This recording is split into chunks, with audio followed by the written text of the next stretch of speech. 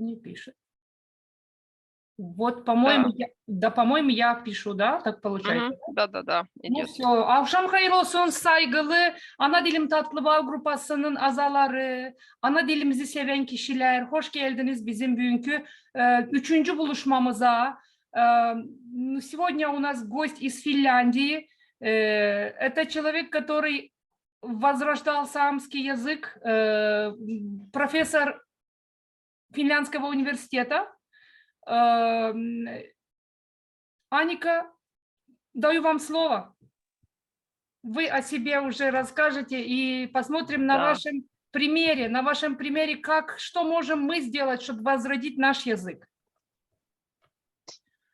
Хорошо. Чокса олсун. Avsham hayır olsun. Benim adım Annika. Ben Финляндиядан. У меня большая радость вам рассказать о том, что я очень люблю рассказать, потому что пример, история – это радостная, позитивная, и вот я думаю, что такие примеры очень нужны в мире, где уже большинство языков находится под угрозой исчезновения. Вот, я буду вам показывать презентацию здесь.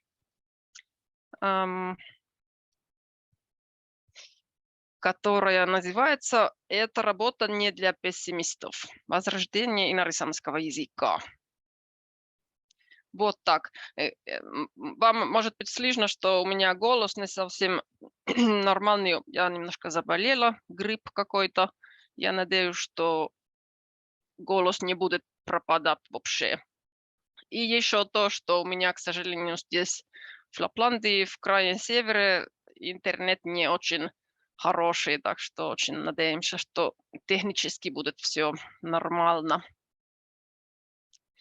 Вот, так, меня зовут Анника, я работаю в Саамском университете прикладных наук, который находится в Норвегии. Я сама живу в Инари, Финляндии. Скоро вам покажу, где это такой Инари. И вот название вот моей презентации это работа не для пессимистов. Это кусочек цитата одного инорисамского активиста, скажу даже главного инорисамского активиста Мatti Morottaja. В 2006 году он писал в журнале на инорисамском языке, журнал «Анараш». Я буду этот цитат вам сказать на инорисамском языке. Вы можете вот сами видеть перевода на русский. Talleko täkkär utsa almukasteko anarasahu, vikkää outetit kiela ja kulttuur. Te ei kolkas miettä mentu ennu, et liusuntaat mähtulas. Kalka ketsat kuhas ja uäinit outoskuli, kalka orvata. Taat parko ilah pessimist tai parko. Liipakku lede optimist. И это очень важный цитат, который, конечно, много расскажет о том, какая работа возрождения языка, ревитализация языка. Вот, кто я, чем я занимаюсь и почему я с вами сегодня здесь общаюсь по теме возрождения языка. Я социолингвист, языковед. Я изучала особенно финно-угорские языки и культуры в университете Хельсинки. Но я уже почти 20 лет живу здесь, в Инари, далеко из Хельсинки. Я работаю профессором саамской социолингвистики в учреждении, которое находится в Норвегии, как сказала, в поселке Kautokkeino. Это самый саамскоговорящий поселок и, в принципе, место в мире. Но я живу сама в Финляндии, в Инари, так что я очень много, конечно, на машине еду между Kautokkeino и Инари. Я языковед, но я тоже языковой активист, действительно. Я очень много работала в разных проектах в области ревитализации языков. Особенно здесь, конечно, среди самов, но с другой стороны тоже очень много в России. Особенно, конечно, среди финно-угорских или сообщества финно-угорских языков и тоже в арктических регионах России вообще. Вот эта сегодняшняя тема ревитализация или возрождение инорасамского языка, это тоже тема моей диссертации. Так что вам надо понимать, что я могу о том очень долго рассказать, и я очень люблю о том рассказать. Кроме возрождения инорасамского языка, я исследовала, например, языковые права самов и так называемые новые носители самских языков. Значит, такие люди, которые выучили язык и стали на нем говорить взрослыми. Я сама не сам, я финн, у меня родной язык финский, а я говорю на инорасамском языке и на северносамском языке. И северносамский язык у меня теперь является главным рабочим языком, потому что у нас учреждение, Самский университет прикладных наук, это полностью работает на самском языке. Так что на этом языке я преподаю, например, свои курсы социолингвистики и делаю все остальное там, на самском языке. Еще одна очень важная роль мне, конечно, то, что я мать детей, которые тоже этнические финны, как и я, ну, которые имели возможность выучить инорасамский язык, кроме финского. Так что они двуязычие из раннего детства.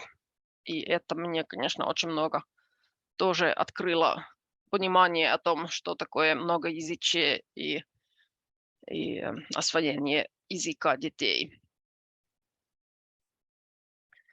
Здесь некоторые важные продукты в моей жизни. Есть там книга, которая называется «Как и зачем сохранять языки народов России». Вот эту книгу мы писали вместе с моими коллегами Janne Saarikivi и Константин Замятин. И эта книга найдется в интернете, можно там свободно скачать. И в середине вот моя диссертация, которая называется «Klausuja Päivichuova». Это как бы заря и дневный свет, ревитализация инорасамского языка. И вот в третьем фотке моя дочка, давно, наверное, 10 лет назад. И вот она немножко уставшая, делает свои уроки инорасамского языка и пишет на тетради «Mustli kissa». У меня есть кошка.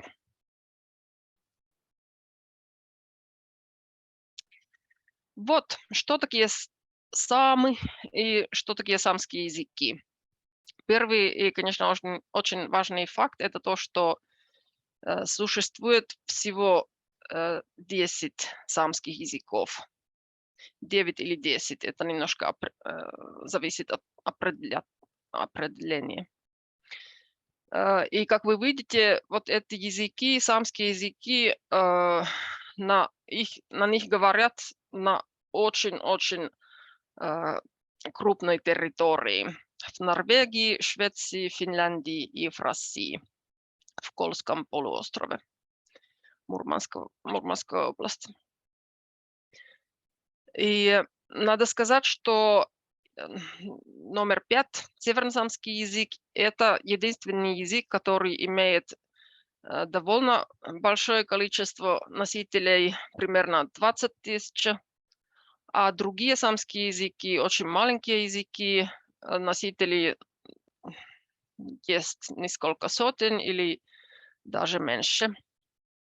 И на карте есть тоже, например, аккаласамский номер 8, и на аккаласамском языке уже нет нет таких говорящих, которые выучили язык в детстве. Так что это в некоторых картах уже не даже видно. И теперь мы будем сосредоточиваться в полностью целый вечер на инарисамский язык, который здесь на карте номер 6. И как вы видите, это территория вот инарисамского языка, это не такая крупная, не такая широкая, как у многих других самских языков. Значит, это язык, который всегда существовала именно на территории муниципалитета Инari. Муниципалитет Инari – это второй самый северный муниципалитет Финляндии. Это самый крупный муниципалитет Финляндии. Население у нас примерно 7000 жителей. И муниципалитет очень крупный, очень широкая территория. Так что надо сказать, что плотность населения у нас, конечно, очень небольшая. Места у нас много, а людей мало. Но несмотря на того, у нас очень интересная ситуация с языками, потому что Инari является официально 4-язычным муниципалитетом. У нас кроме финского языка есть северносамский, инарисамский и колтасамский язык. И все эти три языка имеют статус, можно сказать, что официальный статус в муниципалитете. Инарисамский язык был всегда маленький язык. Количество носителей языка никогда не было больше 1000. И на сегодняшний день можно сказать, что носителей примерно 450. Конечно, никто не знает так точно, потому что определять носитель – это уже не очень простой вопрос в такой ситуации, как инарисамский язык теперь является. И кроме того, у нас, конечно, вот такие статистики, но вот такие хорошие статистики у нас, конечно, нет. Так что можно сказать, что это 400. Некоторые думают, что 500 может, но не знаю, никто не знает. Но все равно это, конечно, мало. Это маленький язык. Когда я переехала в Инari, я родилась в центральной Финляндии, и сюда я приехала в 95 году, чтобы учиться, во-первых, северносамский язык и немножко попозже инарисамский язык. И когда я сюда приехала в 95 году, ситуация и какой-то атмосфера вокруг инарисамского языка был еще очень негативный, очень пессимистический. И в 80-х годах, когда начиналось возрождение инарисамского языка, ситуация была, конечно, еще намного хуже. Это был очень маленький язык, на нем тогда говорили примерно 300-350 человек. И язык почти не использовался на официальном уровне. И все думали, что этот язык будет вымирать. И многие думали, что инарисами должны бы перейти на северносамский язык, который намного больше и который, конечно, имеет до тех пор, конечно, в коем-то мере больше перспектив. И все думали, что, ну да, почему вообще-то тратить ресурсы, чтобы развивать язык, который очень скоро будет вымирать. Но были такие люди, которые таким образом не думали, не хотели так думать. и которые просто начинали работать, чтобы развивать и спасти свой язык. И в моей диссертации я определял возрождение инородцевского языка в определенных волнах. И можно сказать, что первая волна ревитализации это была, когда была основана организация, ассоциация инородцевского языка, который на языке называется Anaras Kiela Servi. И это было основано 900... Ой, кошмар, у меня очень трудно этими номерами, но вы сами видите, когда это было основано.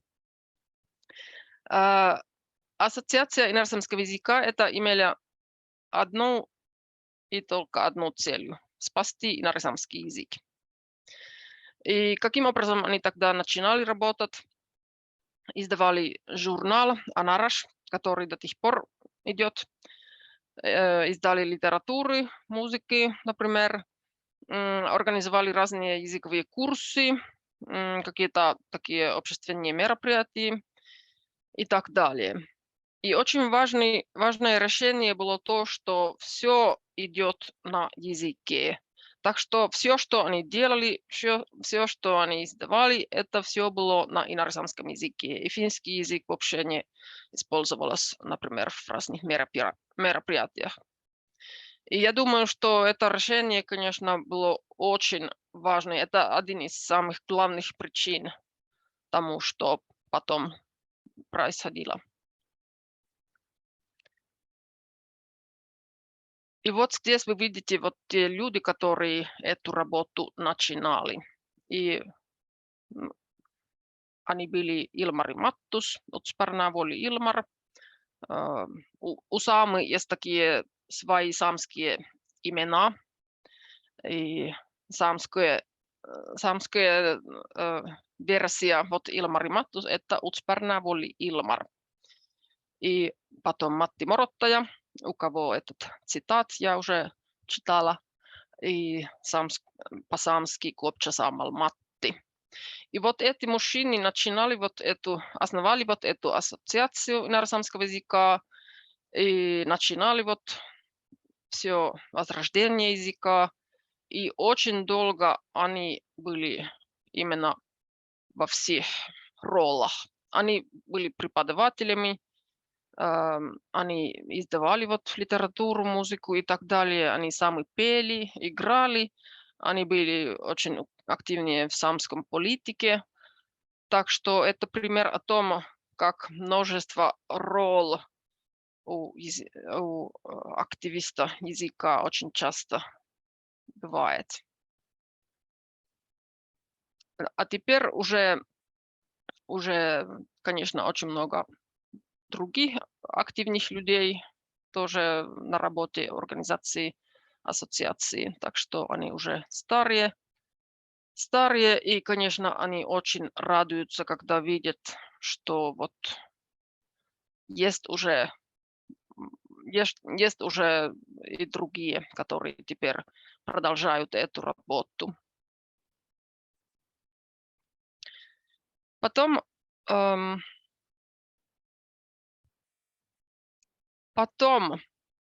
когда возрождение было стартовано, была все равно еще одна очень острая проблема.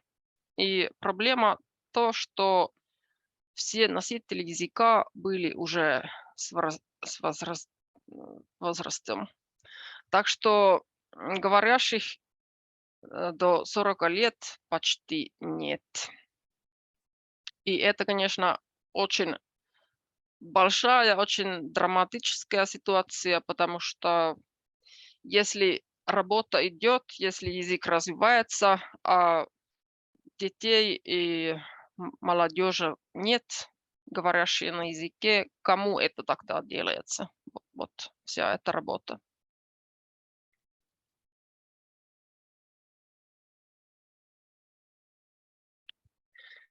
Здесь вот некоторые такие названия закона, которые были, конечно, очень важные важнее для возрождения иноросамского языка и возрождения остальных самских языков тоже. И я думаю, что пример иноросамского языка очень ярко показывает, как на самом деле важно, что есть такая основа законодательства. Уже давно, уже в начале 80-х годов у нас было написано в законе о дошкольном образовании, что все дети, говорящие на самском языке как родным языком, они имеют право на дошкольное образование на самском языке. Везде в Финляндии, на самом деле. Большинство законов, конечно, именно функционирует здесь, на севере, на самской территории. А вот этот закон очень, очень ясно определяет, что везде в Финляндии самскоговорящие дети имеют право получить дошкольное образование на самском языке. Это, конечно, очень плохо работает, потому что не везде в Финляндии есть, например, воспитатели, которые могут работать с детьми на самском языке. А в начале 90-х годов пришел очень важный закон, который назывался «Закон об использовании самского языка в органах власти». Потом, когда этот закон был как-то, новый закон пришел потом, и это называется закон о самском языке. И это очень хороший закон, который определяет, что у самов есть очень широкие языковые права именно здесь, на севере, например, в Инари. И, например, органы власти должны работать на всех 3 самских языках, чтобы самскоговорящие люди могут получить разные вещи на своем языке. В 90-х годах очень много, конечно, случилось. И пришел, например, закон о самском парламенте. Так что самы в Финляндии, в Норвегии и Швеции имеют свой парламенты. Они разные, отдельные во всех странах. И это, конечно, очень важный фактор для развития самской культуры и самских языков. Очень важный закон тоже закон о базовом образовании. И в этом законе есть такой момент, который определяет, что самскоговорящие ученики или дети, школьники на самской территории, они должны получать большинство преподавания на своем языке. И это очень сильный текст, очень сильный, крепкий момент. Потому что теперь речь не идет только преподавании языка, а в общем-то базовое образование или преподавание всех предметов на языке. И как вы понимаете, это редко бывает, что вот такие маленькие языки используются в школьном образовании, в преподавании разных предметов. Конституция Финляндии определяет сами коренным народом Финляндии и определяет, что у самов есть право развивать и сохранять свою культуру и свои языки. И это, конечно, очень, очень важно, потому что возрождение языка, например, очень часто финансируется именно по поводу Конституции и вот этого момента. Потом есть еще такой интересный закон об Институте образования самского региона. Это такое учреждение, которое находится здесь, в Инари. И именно это учреждение организует, например, такие интенсивные годные курсы на 3 самских языках. И это я буду вам потом показывать, как важный фактор возрождения, вот это обучение. Ну вот, в 90-х годах случилось что-то очень конкретного, очень важного для развития и возрождения инорсамского языка. Было основаны первые языковые гнезда.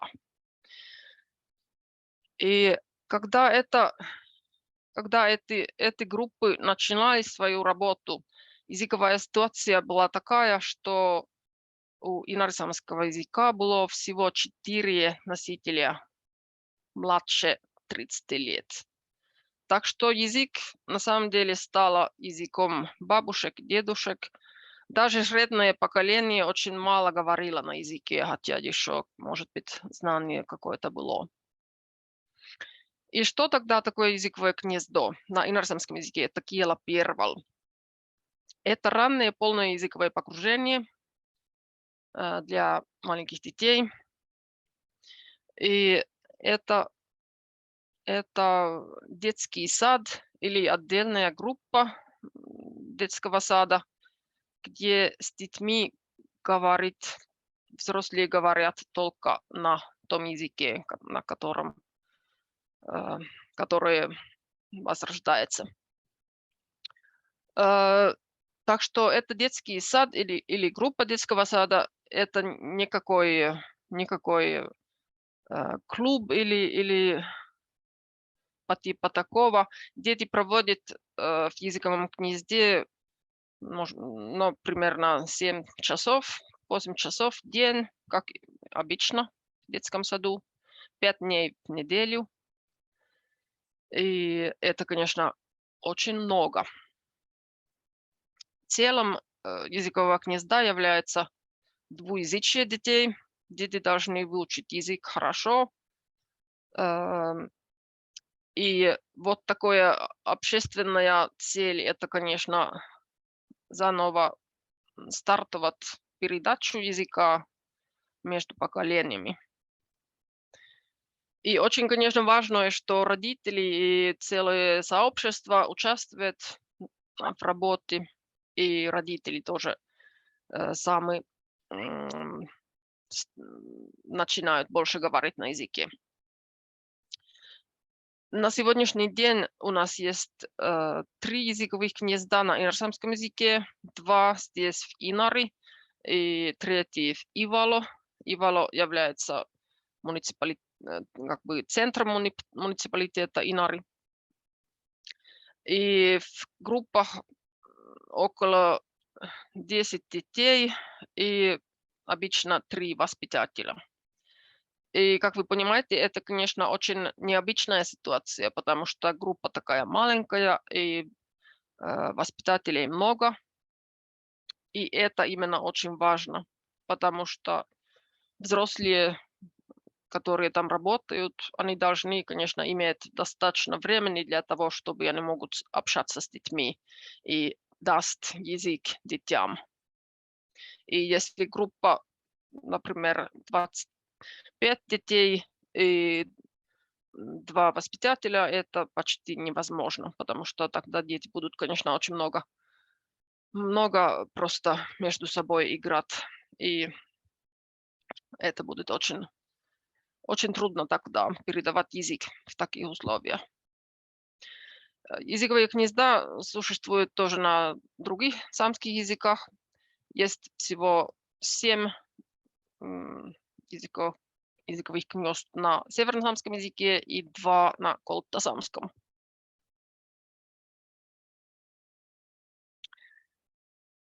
Вот здесь в этом слайде некоторые очень важные принципы языкового гнезда. Языковое гнездо – это, конечно, такая вещь, что надо очень четко понимать, что это и какие вот эти принципы. Потому что даже вот самое название языковое гнездо, это очень часто понимается неправильно, и это теперь используется в очень в разных контекстах.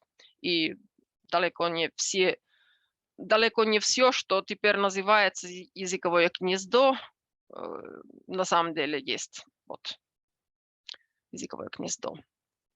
Самый главный принцип – это то, что воспитатели с детьми общаются только на языке меньшинства.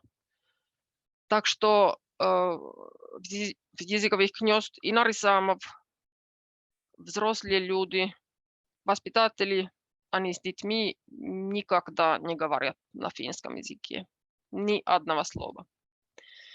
И тоже ничто сказанного на самском языке не переводится на финский язык. Иногда вот взрослые могут думать, что переводить это же хорошо, потому что если вот вначале скажешь что-то по-самски, и потом скажешь, повторяясь на финском языке, это же хорошо, потому что потом все будут понимать. Но на самом деле это не так. Это совсем не так. Потому что в таких условиях развитие понимания детей не будет идеально. Детям нельзя давать альтернативы. Им надо давать возможность только понимать самскую речь. Так что даже в самом начале, когда дети туда поступают, и очень часто они не понимают самский язык вообще, даже тогда с ними не говорят на финском языке. Но очень важно, конечно, то, что дети имеют возможность общаться на том языке, которым они владеют. И если это финский язык, как обычно, они, конечно, могут свободно говорить на финском языке. Воспитателям надо им очень конкретно демонстрировать, что да, я тебя понимаю. Это важно, чтобы у детей есть уютно и удобно и в безопасности. Но в течение времени воспитатели тогда, когда они видят, что вот этот ребенок уже понимает самский язык, потом воспитатели, конечно, приобщают детей, чтобы они тоже сами начинали общаться на самском языке. Роль родителей очень важная в языковом гнезде, хотя родители, конечно, сами обычно туда не ходят, особенно много. Но это очень важно, что родители понимают все принципы, все цели языкового гнезда, и чтобы они все дома тоже начинают больше обратить внимание к языку. И очень часто родители, когда ребенок начинает в языковом гнезде, родители потом сами хотят изучать язык, если у них нет знания языка. И очень конкретная цель – это то, что дома тоже начинают говорить на языке. Ну вот, как я сказала, вот этот термин «языковое гнездо» это теперь используется, например, в России очень в разных контекстах. И потому что, но я не знаю почему. Может быть, это название «языковое гнездо» это такое вот приятное, милое. А на самом деле это очень опасно, если вот этот термин используется, например, в связи каких-то языковых клубов или языковых лагерей и так далее. Потому что надо понимать, что такое языковое гнездо, что такие принципы работы. И надо выбирать рабочие методы, зная, какие могут быть ожидания.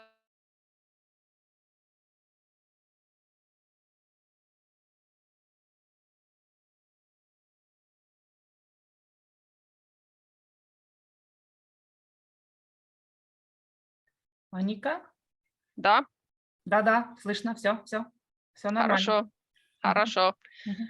Да, тогда, конечно, результаты вот этих разных формах работы очень разные. и будут очень разные. Так что я очень, конечно, рекомендую, что вот это название языковое гнездо, это не будет использоваться в других контекстах. Здесь некоторые фотографии. Это вот одна группа инорсамского языкового гнезда.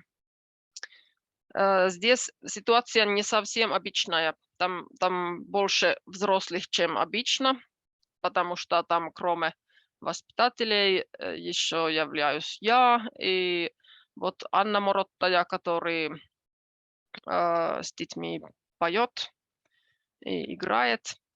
Но вот эти фотографии, конечно, по-моему, очень красиво показывают, что важно в языковом гнезде. Это то, что взрослые очень активно, очень конкретно занимаются с детьми. В языковом гнездо это вообще невозможно, что воспитатели будут сидеть между собой, поболтать, и дети будут между собой играть. Потому что эта роль воспитателей даст язык детям. И это надо делать вместе с ними, играя и постоянно общаться с ними. Что тогда после языкового гнезда? Конечно, школа. Инорсамский язык был очень долго только вот один предмет, который преподавался в школе, вот отдельный предмет. Но когда вот первые дети языковых гнезд пошли в школу, было, конечно, очень ясно и очень важно, что им надо больше язык даст тоже в школе. Так что начинали тогда в 2000 году преподавать разные предметы на инорсамском языке в школе. И вначале это была именно школа вот поселка Инары, а теперь это преподавание на инорсамском языке идет тоже в Ивало. Так что есть два школы, где инорсамский язык является главным языком преподавания. Это, конечно, не легкая работа, не легкий процесс начинать, потому что тогда язык, конечно, был еще намного, ну вот проблемы были очень много, скажем так.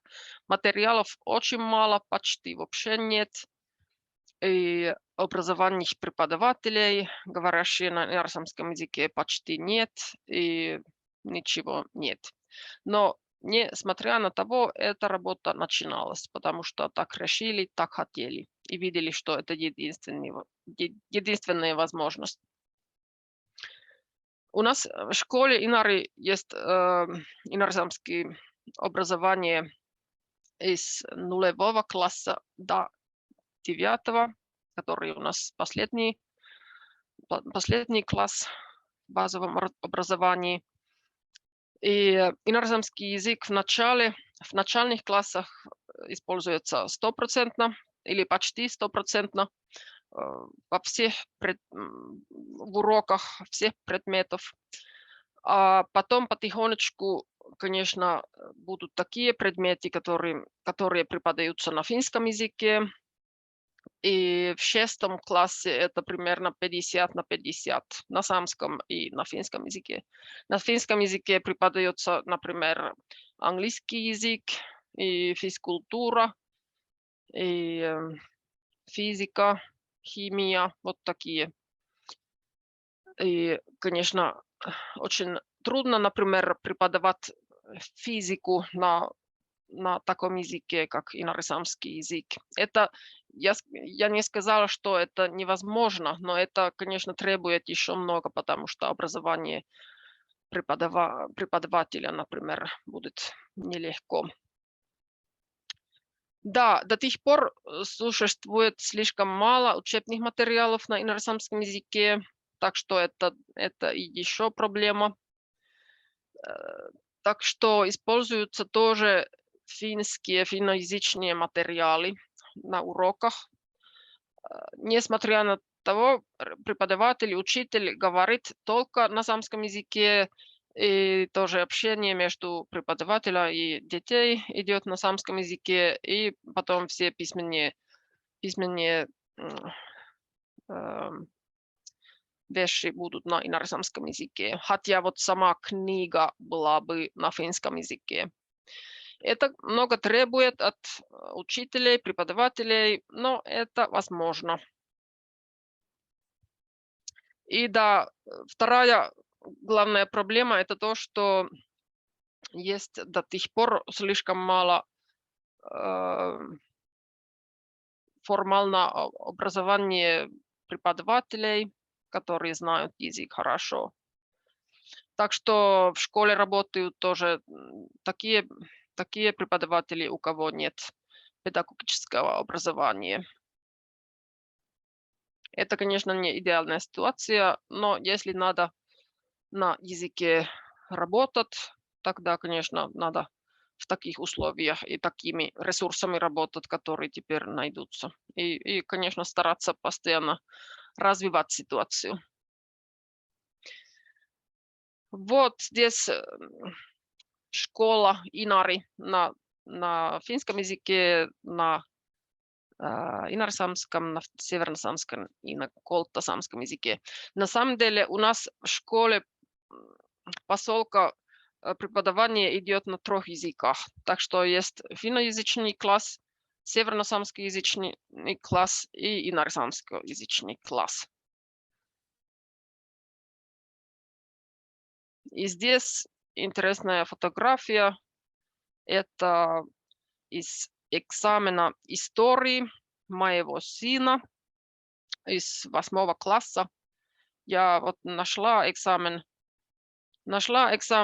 где-то под кроватью его, и вот смотрела и читала, и думала, ну вот, как уже ситуация хорошая, потому что есть экзамен истории 8-классника, где он должен рассказать главные события Второго мирового войны на инорсамском языке. И здесь он потом пишет, что происходило, когда, что делала Германию и так далее. Pearl Harbor. И все эти вещи на красивом инорсамском языке.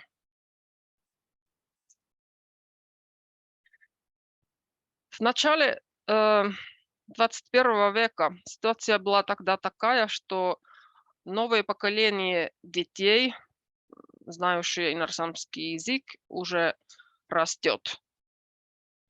Но главная проблема то, что их родители очень мало знают язык.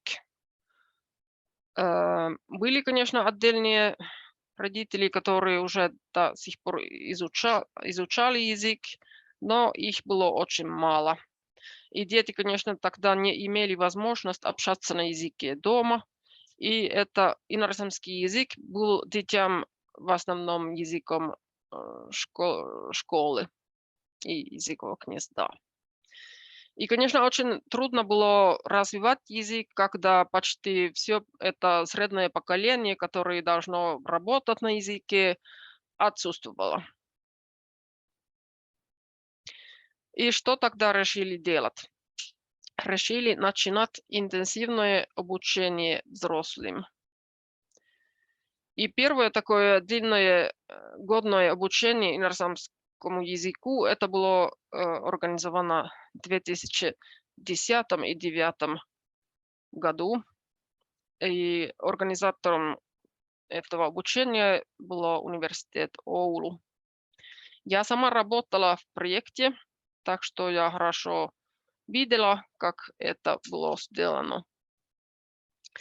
Потом, после того, Институт образования Самского региона, про которого я что-то уже коротко сказала, начинала преподавать инорсамский язык. И такое же интенсивное обучение организуется северносамскому языку и колтосамскому языку. Так что у нас здесь в Инаре есть это учреждение, Институт образования самского региона, где каждый год студенты изучают эти самские языки и становятся новыми носителями языка.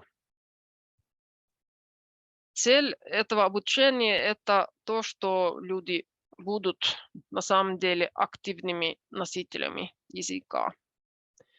И очень часто вот студенты, которые закончатся этот учебный год, они сразу начинают работать на языке. И можно сказать, что большинство тех, кто теперь работают на инарсамском языке или на нем говорят дома с детьми, они выучили язык именно таким образом, через это обучение. Это образование, это, конечно, это тяжелая работа. Это очень тяжелый год, но это очень важный год, потому что этот год очень часто изменяет целую жизнь участников. Они начинают учебу в августе, и заканчивается это в конце мая. Это стационарное обучение, это очень-очень интенсивное обучение, 5 дней в неделю, 7 часов в день. И кроме того, конечно, еще самостоятельная работа много. Есть два главных типа студентов. Есть сами, которые хотят выучить язык, который они в детстве не могли выучить. Так что их как бы потерянный родной язык. И другая группа – это финны или, может, даже иностранцы, которые хотят изучать самский язык по разным, очень разным причинам. Часто, конечно, вот эти причины в связи с семьей, например, если финская жена самской мужчины хочет узнать язык, она очень... Вот такие жены, конечно, тогда очень часто участвуют в обучении самского языка. Или наоборот. Или есть такие, которые работают, например, в муниципалитете Инari, и им надо знание языка, чтобы работать на языке. И таких больше и больше, потому что муниципалитет Инari, конечно, очень много уже поддерживает язык, и есть большая нуждаемость самскоговорящих работников в муниципалитете в разных областях. Вот это обучение, это не только изучать грамматику с преподавателем. Есть очень разные методы. Например, языковая практика на рабочих местах. Есть такие практические курсы по самской культуре, например, рукоделие. Есть самостоятельная работа, потому что, конечно, речь идет о взрослых людей. И еще одна очень важная методика, это называется мастер-ученик. И что такое метод мастер-ученик? Вот эту методику мы решили, чтобы надо взять одной части вот этого обучения, потому что мы узнали про программу Master Apprentice Language Learning в Калифорнии. Там речь идет о очень малых языков под критической угрозой исчезновения. И вот такие языки, которые не имеют ничего, нет материалов, нет обучения, ничего. Так что мы, конечно, решили использовать вот эту методику по-разному, не так же, как в Калифорнии. Мы решили, что эта методика начинается где-то в середине учебного года, когда студенты уже знают язык, ну вот так элементарно. Так что они уже могут общаться на языке в каком-то мере. Языковые мастера, они обычно старшие носители языка, у кого язык есть родной. И ученики — это, конечно, тогда вот эти студенты, которые изучают иностранный язык. И что такая методика? Это очень, конечно, простая методика. Мастер и ученик могут вместе делать что угодно, но они делают это на языке. Так что принцип, конечно, очень простой, но очень тоже очень сильный в том смысле, что на финском языке говорить нельзя. Есть, конечно, разные такие практические варианты, методики. Иногда у одного мастера есть один ученик, но иногда тоже они ходят как парами или группами даже к мастеру. И эти пары или группы, они тоже меняются. Так что у студентов будут больше, чем только один языковой мастер. Студенты абсолютно любят вот эту методику. Им очень важно, чтобы они имеют возможность слышать речь разных людей и таких людей, которые язык знают из детства. Но эта методика тоже очень важная для мастеров, потому что они вот люди такого поколения, что они, конечно, в школу ходили на финском языке, они очень часто не умеют писать, читать на своем языке. Они прожили вот этот период, когда абсолютно никто не хотел говорить на языке или даже показывать свою идентичность самской. Так что можно сказать, что эта работа со студентами, это языковым мастерам даже очень терапевтический опыт, потому что они первый раз в жизни видят, что люди намного молодее их интересуются и очень хотят все узнать, что у них есть. Вот здесь одна фотография. Здесь идет зимнее рыболовство.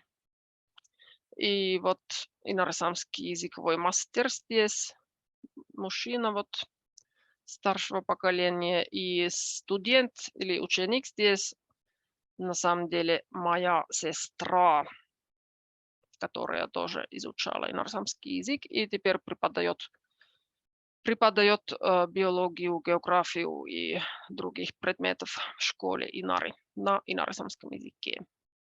Так что возрождение инорасамского языка — это, вот видите, такое общее дело нашей семьи. Вот эта книга, автором является Лиан Хинтон, Матвера, Нэнси Стил. И эта книга расскажет о том, как эта методика Master Apprentice использовалась и используется в Калифорнии. How to keep your language alive. Но эта книга к большому часту переведена на русский язык тоже. И переводила именно Екатерина Груздева. Редактировала, кроме того, не только перевела. И здесь фотографию вы видите Екатерину Груздеву, который исследователь и тоже вот языковой активист. Очень много занималась именно с языком нивхи, который существует на Сахалине. И мы вместе тоже там работали, так что я тоже участвовала возрождения или попытки возрождения нивского языка. Так что очень хорошо, что есть возможность читать про методику мастер-ученик на русском языке. И вот это материал найдется в интернете, и можно там свободно читать. Ну, что тогда? Теперь у нас есть уже новое поколение детей, уже родители начинают на языке говорить. Но, конечно, проблемы еще были и есть. Четвертой волной ревитализации можно определять вот такой период, который начинался несколько лет назад. И теперь фокус идет или составится в развитии именно письменной культуры и современный контент и языковых технологий. И вот эта работа идет, например, таким образом, что есть такие онлайн-публикации. Здесь такой онлайн-журнал «Лосташ». И, как вы видите, эта публикация, конечно, очень, ну вот такая нормальный журнал. Здесь в этом тексте речь идет о том, как одна инорисамская девушка закончила гимназии и потом переехала в Оулу, чтобы учиться в университете. И вот такие онлайн-материалы, конечно, очень удобные, например, потому что их делать не очень тяжело или не очень дорого. Есть тоже вот такие более традиционные публикации, книги идет на инорисамском языке. Здесь вот такая серия книг «Элла ja Skipare», «Элла и друзья». И эта серия книг, это на финском языке одна из самых популярных молодежных или детских книг теперь. И именно вот хотели переводить эти книги на инорисамский язык. И вот есть книга, которая называется «Masa ja Manutast». И это на самом деле первый sci-fi science fiction книга на инорисамском языке, который теперь несколько месяцев назад было издано. Так что очень много интересного идет на языке. И еще важная часть этой работы это инорисамскоязычная Википедия, которая развивается очень быстро. Инорисамский язык имеет там уже примерно 3000 или больше статей. И, конечно, в самых разных областях. Здесь пример автор Агата Кристи. Здесь есть информация о рыба Сик и земля и страна Украина. И все эти статьи либо написаны или переведена из финского языка. И есть такие активные люди, старшие и младшие, которые очень любят писать в Википедии на инорисамском языке. И это, конечно, очень интересная работа, потому что это легко делать тоже с детьми в школе, например. И с другой стороны, вот весь этот контент, это очень важно тоже школьникам, потому что они могут найти самую разную информацию на своем языке. И еще что-то очень важное. Вы, наверное, знаете, что такие мумин-тролли. Это финский автор Туве Янсон, который писала про мумин-тролли. И вот эти персонажи в Финляндии, конечно, очень популярные. Все дети и взрослые любят мумин. Так что очень-очень приятно, что у нас есть теперь анимационные фильмы «Мумин» тоже на инорезамском языке. Эта работа была сделана пару лет назад. И вот в другой фотографии это мой день рождения. Случайно было, когда первый период инорезамскоязычный было в телевидении, так что у меня был совсем чудесный день, когда я вот могла смотреть инорезамскоговорящие мумы.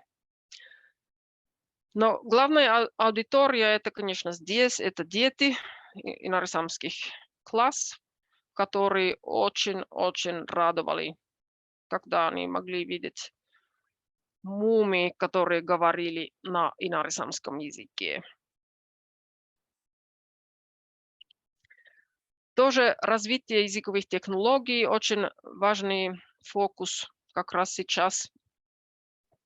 И эта работа, конечно, очень много поддерживает взрослых людей, которые работают на языке, но тоже, например, родителей, которым надо дома говорить с детьми на языке, и которые часто, конечно, не знают далеко не все нужны им слова. Так что очень практично, когда есть такие онлайн dictionary, что это по-русски, забыла. Словари. Словари, да.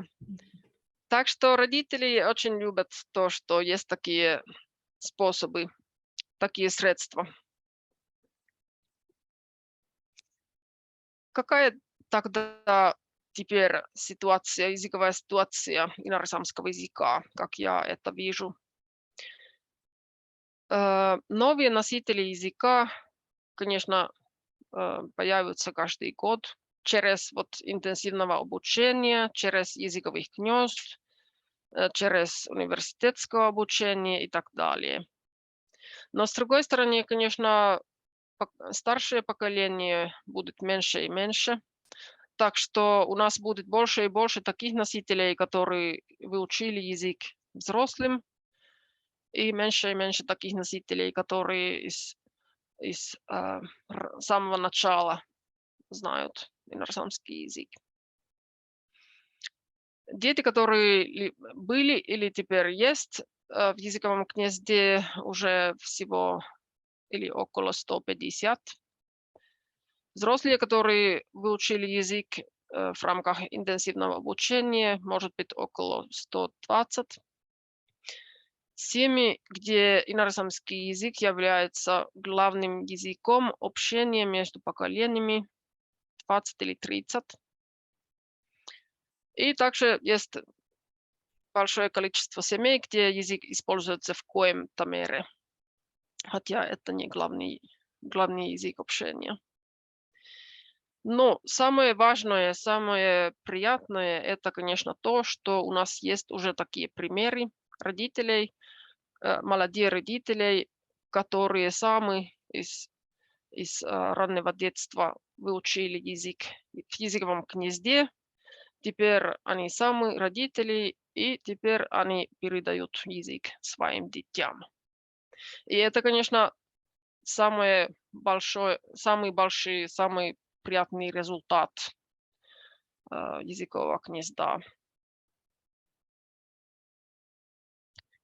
Как это все удалось? Как это возможно в контексте языка, который имеет 400 носителей? Конечно, я очень хорошо понимаю, что этот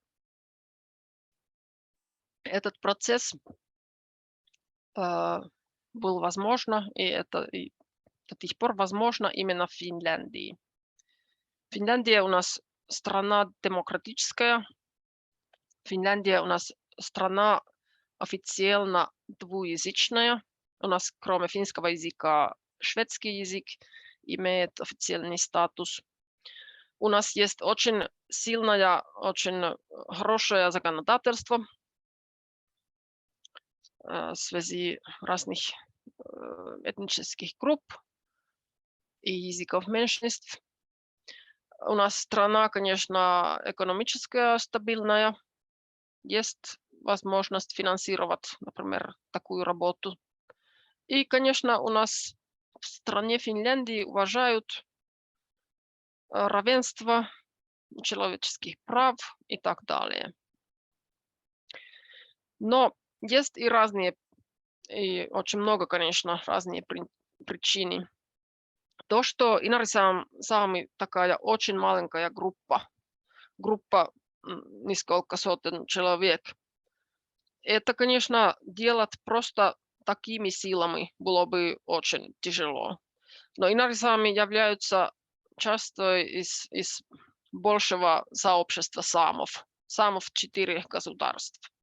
И очень много, конечно, было уже сделано, например, на северносамском языке, когда вся эта работа с инарисамским начиналась. Конечно, сами тогда являются частой вот такого вот глобального движения коренных народов и языковых меньшинств. Но я сказала бы, что одна из самых главных причин для того, что все это удалось, это, конечно, это языковая ассоциация Anaraskiela Servi. И все эти решения, вся эта идеологическая основа, которая уже тогда, в 80-х годах, было выбрано. Inarisami очень толерантные люди, и языковое сообщество очень толерантное. Так что, например, те студенты, которые только изучают язык, начинают говорить на языке, им очень легко заговаривать, потому что есть такая толерантность. Все думают, что ну вот как хорошо, что опять новый носитель, давай говори правильно или неправильно, хорошо или плохо, просто говори. И таким образом, конечно, и в таких условиях очень идеально тогда развивать свое знание языка. Но, конечно, в конце концов, это все удалось, потому что отдельные люди решили это делать. Они решили говорить на языке, изучать язык, передавать язык, хотя было бы намного легче говорить и изучать и передавать финский язык. Это последний слайд мой. И здесь вы видите главную проблему языковой ревитализации, возрождения. Это то, что люди всегда хотят что-то позитивное. И люди всегда, конечно, за языковой ревитализации. Но люди не всегда готовы сами работать, сами изменить свою жизнь. И возрождение языка это возможно только если достаточное количество людей готово изменить свою жизнь. И в конце концов это ответ, как это удалось. Потому что было достаточно инарисамов, которые хотели спасти свой язык и которые были готовы работать. И работать очень сильно. Вот. Здесь было примерно то, что я хотела вам рассказать. И теперь я очень рада, если у вас есть какие-то комментарии или вопросы. Чокса Олсен.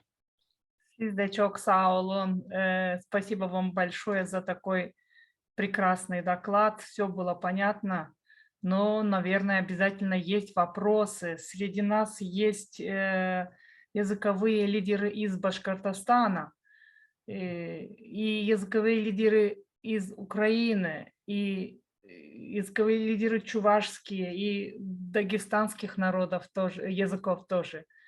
Если, наверное, есть вопросы, давайте задавать вопросы. Артем, подключайся, давай вести вместе. Артем меня познакомил с госпожой Аникой и со всей этой командой, которой мы уже вот вторую и третью неделю работаем каждое воскресенье. Поэтому я Артему очень даже благодарна. Спасибо большое, Артем.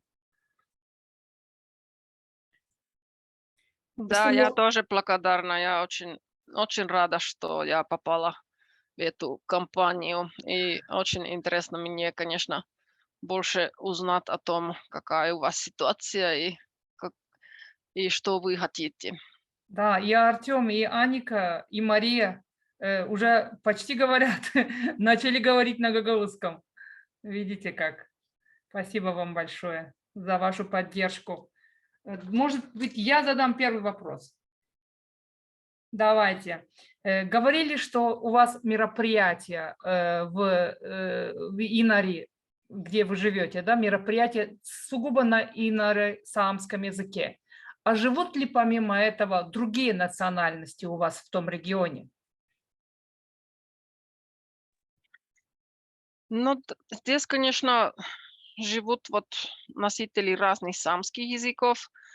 А в Финляндии, в севере, кроме того, но практически нет. Конечно, на сегодняшний день, например, в Инаре живут самые разные национальности, но это, конечно, отдельные люди, не такие целые группы.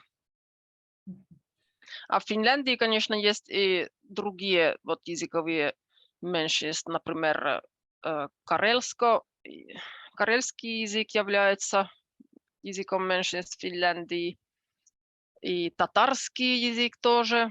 Татары у нас живут 150 лет, и другие такие. Но если мероприятия ведутся только на инаре-саамском, не получается ли так, что обижаются татары или какие-то другие национальности, которые живут рядом с вами? Или это только Но, мероприятие для самов? но очень обычная ситуация такая, что в мероприятиях говорят на разных языках. Так что есть, например, ведущий, который говорит на северно-самском и на инарисамском, и потом они переводят на финский. Или тоже в коем-то мере работают таким образом, что что-то скажут на северно-самском и что-то другое на инарисамском, и потом третье на финский. Так что немножко надо, конечно, развивать толерантность людей к тому, что это не так опасно, если не все не понимают каждое слово. Это жизнь многоязычных регионов. Мгм. Спасибо Я, большое. прежде чем мы Наталье дадим слово, хочу Да. просто встрять и сказать, что вот на украинском телевидении, например, очень часто практиковалось такое, что передачу ведут два человека, два ведущих. Один говорит по-русски, другой говорит по-украински. Или концерт, например, на площади ведут два человека. Один говорит по-русски, другой говорит по-украински.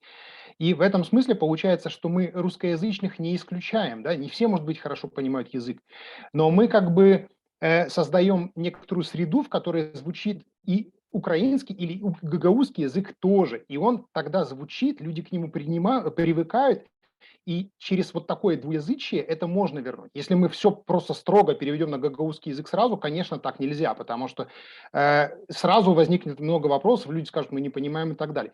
Но вот такой вот, когда присутствует два языка, мне кажется, это очень такой хороший компромиссный вариант. Ну вот, по крайней мере, я бы сейчас мог бы предложить такую схему. Мгм. Мгм. Спасибо. Наталья Николаевна, пожалуйста. Да-да-да. Госпожа Аника, спасибо большое за вашу лекцию, было очень интересно. Хотелось бы уточнить, вот вы несколько раз подчеркнули, что не надо путать понятие языковое гнездо с языковым лагерем, с языковым клубом. Вот в чем разница методики языковых гнезд? Вот скажем, языкового лагеря, ведь это тоже полное погружение в язык. Главная разница – это, конечно, количество времени и количество языкового ввода или input. Так что, когда ребенок в детском саду есть 5 дней каждой недели, и 8 часов каждый день. Это очень большое количество языкового input, ввода. Мгм. Так что языковый лагерь, хотя вот сама методика на самом деле была бы именно такая же, полное погружение. Но лагерь это же организуется, может быть, раз в году, может, одна неделя. Так что количество языкового погружения будет гораздо меньше, чем в языковом гнезде. Так что, да, методика это называется погружение. Но вот методикой погружения можно, конечно, в самых разных условиях работать. И языковое гнездо это очень строгий вот строго надо понимать именно это детский сад. Это ничто Понятно. То другого. есть это постоянно, а не временное какое-то нахождение. А Да. еще один вопрос вот по школам. У вас это отдельные школы или отдельные классы при школах на инара-самском языке? Отдельные классы. Школа у Отдельные нас классы. только одна. У нас поселок совсем маленький. У нас 1000 человек в Мгм. поселке. Школа только одна, а там преподавание идет на 3 языках. Так что есть три параллельных класса. И И дети попадают в эти классы по желанию родителей? да, конечно. Только по желанию родителей, да? То есть Ну, какого-то обязательного зачисления не существует? да, конечно, это выбор родителей. И это, конечно, тоже вот какая языковая ситуация у детей есть. Они должны, но в принципе они должны знать самский язык, когда они поступают в самский класс. А Мгм. есть тоже такие примеры, что, например, в инорисамском классе поступил ученик, который не знал инорисамский язык, потому что он не имел возможности бывать в языковом гнезде до школы. И но преподаватель тогда решил, что ну хорошо, будем посмотреть, как это получится. И это получилось совсем хорошо. Это было тогда как бы первое погружение вот этим детям. Мгм. А инара-самский язык, он к какой языковой группе относится? Это финно-угорский. То есть он в одной группе с финским языком, да? Да, да. Языки созвучны между собой, да? Но, конечно, финноязычные и самскоязычные друг друга понимать не могут. Не могут. Языков языковая вот разница между финского и самского вот очень, конечно, большая. Но, например, грамматика есть похожа, так что, может быть, финноязычным выучить самский язык это легче, чем, например, шведскоязычным, потому что грамматика шведского языка это опять что-то совсем иного.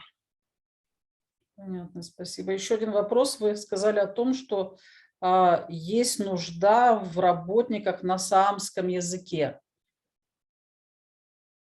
Какая нужда? Вот какие работники нужны на саамском языке вот в вашем муниципалитете? О, извините, теперь я начало не слышала, у меня интернет что-то. Ага, Ка вы сказали о том, что вот когда вы говорили о методике мастер и мастер-ученик. ученик, да, вы сказали, что есть нужда в работниках на саамском языке. Да, Какие работники вот нужны на саамском языке? очень разные, потому что это все, потому что у нас есть закон самского языка. Это определяет, что муниципалитет и страна должны очень много, конечно, всякие, услуги, а, услуги Предоставлять. организовать, Мгм. представать на самском языке. Мгм. Так что, в принципе, у самскоговорящего человека есть права получить все услуги муниципалитета на самском языке. Конечно, на практике это не так работает, но в принципе да. И ситуация развивается постоянно, так что есть большая нуждаемость в разных рабочих местах. Спасибо, спасибо.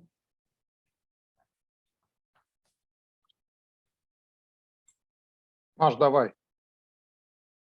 Ага, вот У меня такой вопрос. Какое все-таки оказалось оптимальное соотношение детей в группе языкового гнезда и воспитателей?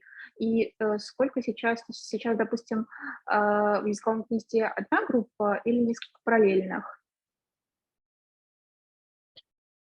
В языковом гнезде обычно 10 детей и 3 воспитателя.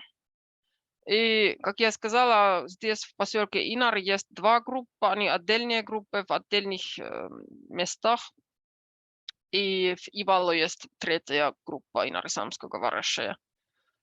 Так что почти все языковые гнезда такого типа. Они группы очень маленькие. И в принципе, ну, на северносамском языке есть такая ситуация, что, например, в городе Оулу, где проживают большое количество северносамскоговорящих, там в городе Оулу есть одно языковое гнездо в большом детском саду, которое в основном работает на финском языке, а у них есть как бы отдельное отделение на самском языке. И там 2 группы. И одна из них языковое гнездо таким детям, которые дома не выучили язык. Так что есть, конечно, разные варианты в разных условиях. И методика языкового гнезда можно вот в коем-то мере по-разному, конечно, реализовать. Но вот главные принципы всегда такие же.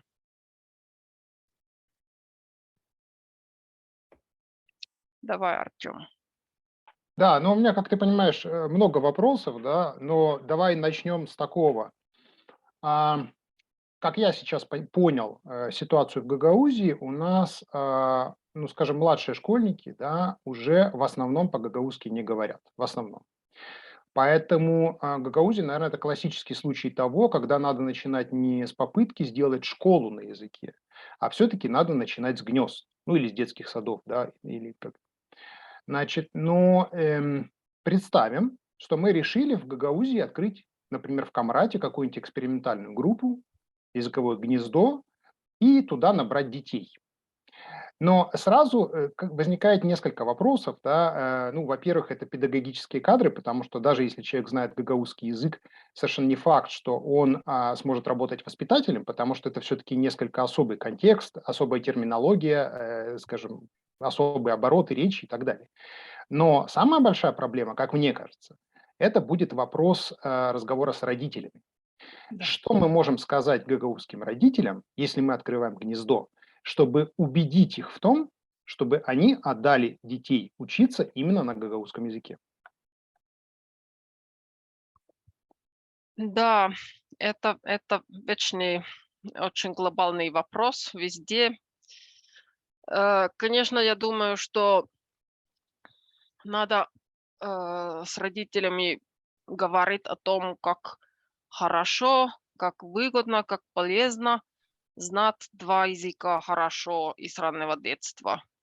Это будет детям только плюс. Это будет развивать когнитивные навыки детей, это будет им потом легче выучить другие языки и так далее, и так далее. Но, с другой стороны, я думаю, что самое важное, конечно, это не может быть такие рациональные вот аргументы. Это, конечно, вопрос идет о том, хотят ли родители, чтобы у детей будет развивать сильная, крепкая идентичность гагаузская. И язык, конечно, очень тесно связится с этим.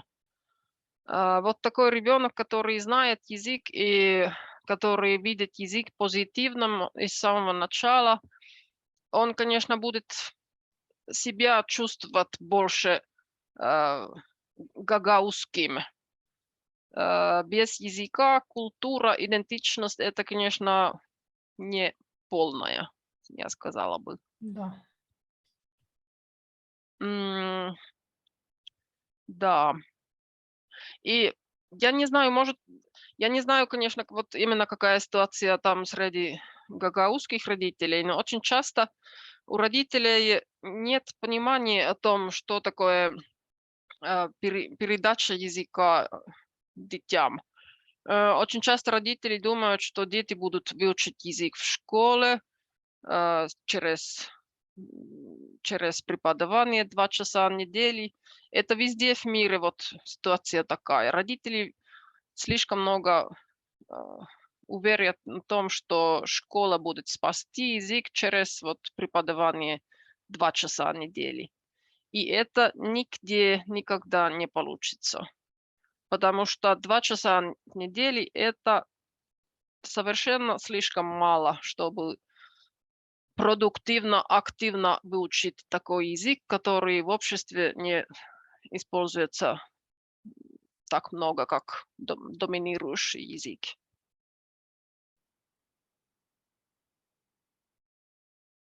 Да. И что еще? Не знаю. Наталья. Наталья Николаевна. Ну, да-да-да, не знаю, наши коллеги, наверное, вам рассказывали о том, что у нас билингвальный опыт обучения детей в детских садах. 1 день, 1 язык.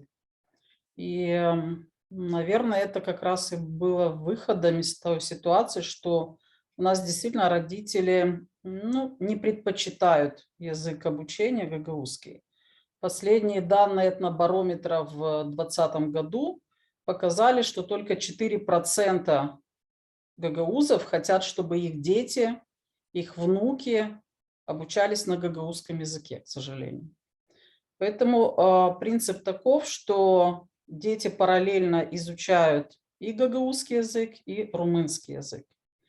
И вот это где-то сыграло свою положительную роль, и родители все равно изменили свое отношение к принципам обучения языкам.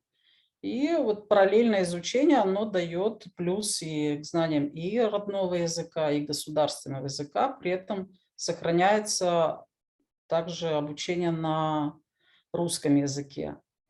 В школах у нас гагаузского языка не 2 часа, а намного больше. 3/4 час – это история и культура традиции гагаузского народа. Но этого тоже недостаточно, потому что только в рамках предмета, как языковой дисциплины, язык выучить достаточно сложно, поэтому мы расширяем сферу применения гагаузского языка. И вот 2-й год мы в школах вводим элементы многоязычного образования, то есть переводим частично предметы на преподавание на гагаузском языке. Вот у нас в 1, 2 и 3 классе уже ведется изобразительное искусство и технологическое воспитание на гагаузском языке. Вот следующий год будет уже 4-й, то есть такой законченный цикл начальной школы. Дальше в среднем звене также, если учитель владеет гагаузским языком, учитель не языковой дисциплины, то он тоже постепенно начинает вводить элементы преподавания на гагаузском языке, то есть часть материала дает на гагаузском языке. Это, конечно, дисциплина такого эстетического цикла пока. Физическое воспитание у нас хорошо пошло на гагаузском языке. И вот постепенно преподаватель увеличивает долю материала, который преподается на гагаузском языке. И мы планируем вот так в идеальном варианте, что в течение 3 лет можно нарастить до такой степени, чтобы уже перевести часть дисциплин, какую-то часть дисциплин на преподавание на гагаузском языке, на государственном языке, на русском языке, на иностранном языке тоже у нас есть такой опыт. Проблема действительно кадровая. То есть если педагог знает, любит, хочет, то у него сегодня есть все возможности для того, чтобы вот имплементировать преподавание своего предмета именно на том языке, которым он владеет. И вот когда идет такой симбиоз языковой, родители приветствуют. То есть да, не только гагаузский, но есть еще государственный, есть еще английский язык. У нас есть несколько школ, которые преподают некоторые дисциплины. И тогда вот как бы вот этот негатив немножко сглаживается, и они втягиваются в это, понимают, что действительно это нужно, это важно. Поэтому очень правильно Аника сказала, что здесь, конечно, не место пессимистам, а место людям, которые хотят что-то сделать. Да, действительно. Я хочу сказать, что когда я узнала о том, что какая у вас там ситуация в школах, и что школьное образование в некоторых предметах уже существует на языке, я просто радовалась, потому что это уже что-то очень великолепное. И, например, в России среди вот этих языковых сообществ, где я работала, это такое вообще невозможно. И это очень важно, что у детей есть возможность видеть, слышать язык в разных контекстах, в разных областях. Это не только объект изучения, а это средство разных вещей. На языке занимаются. Можно делать что угодно на языке. Это опыт детям очень важный. И я очень рада, что это у вас есть, и это будет развиваться. И тем больше, чем больше, тем лучше. Я зачитаю вопрос Татьяны в чате. Не возникают ли у школьников и выпускников самских классов проблем при переводе в другие школы или поступлении в финские университеты? На каком языке они сдают экзамены?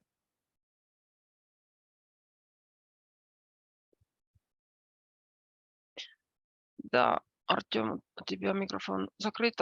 Ну да, этот вопрос мне как раз лично очень знакомо, потому что у меня дети как раз теперь ушли из школы, Инари и Ивало, и сын мой теперь учится в университете Оулу, и моя дочка опять начинала учиться в гимназии в Центральной Финляндии. И мы с ними как раз о том разговаривали. Я спросила от дочки, ну вот как ты видишь, у тебя были какие-то проблемы там, потому что гимназия это полностью финноязычная, и она до тех пор училась на инарсамском языке. Но, конечно, дело в том, что это не 100% на инарсамском языке уже в последних классов, так что если это 50/50, и если, например, учебники на финском языке в основном только существуют, все равно вот наши дети уже знают, например, терминологию на финском языке. И моя дочка сказала, что, ну да, отдельный, единственный предмет, которого она немножко вот но предмет, который ей теперь немножко трудно, это финский язык, потому что до тех пор она училась инарисамский язык как родной, а теперь это финский, и, видимо, терминологию, например, грамматическая, она знает намного лучше на самском, чем на финском. И я общалась с преподавателем уже по поводу, как мы можем поддерживать точку. Она сказала, что нет, она не верит, что это будет большая проблема, и дочка уже вот привыкает потихонечку. И да, что я сказала бы, что обычно проблем нет, потому что все равно терминология им уже знакома на финском языке. И на каком языке они сдают экзамены?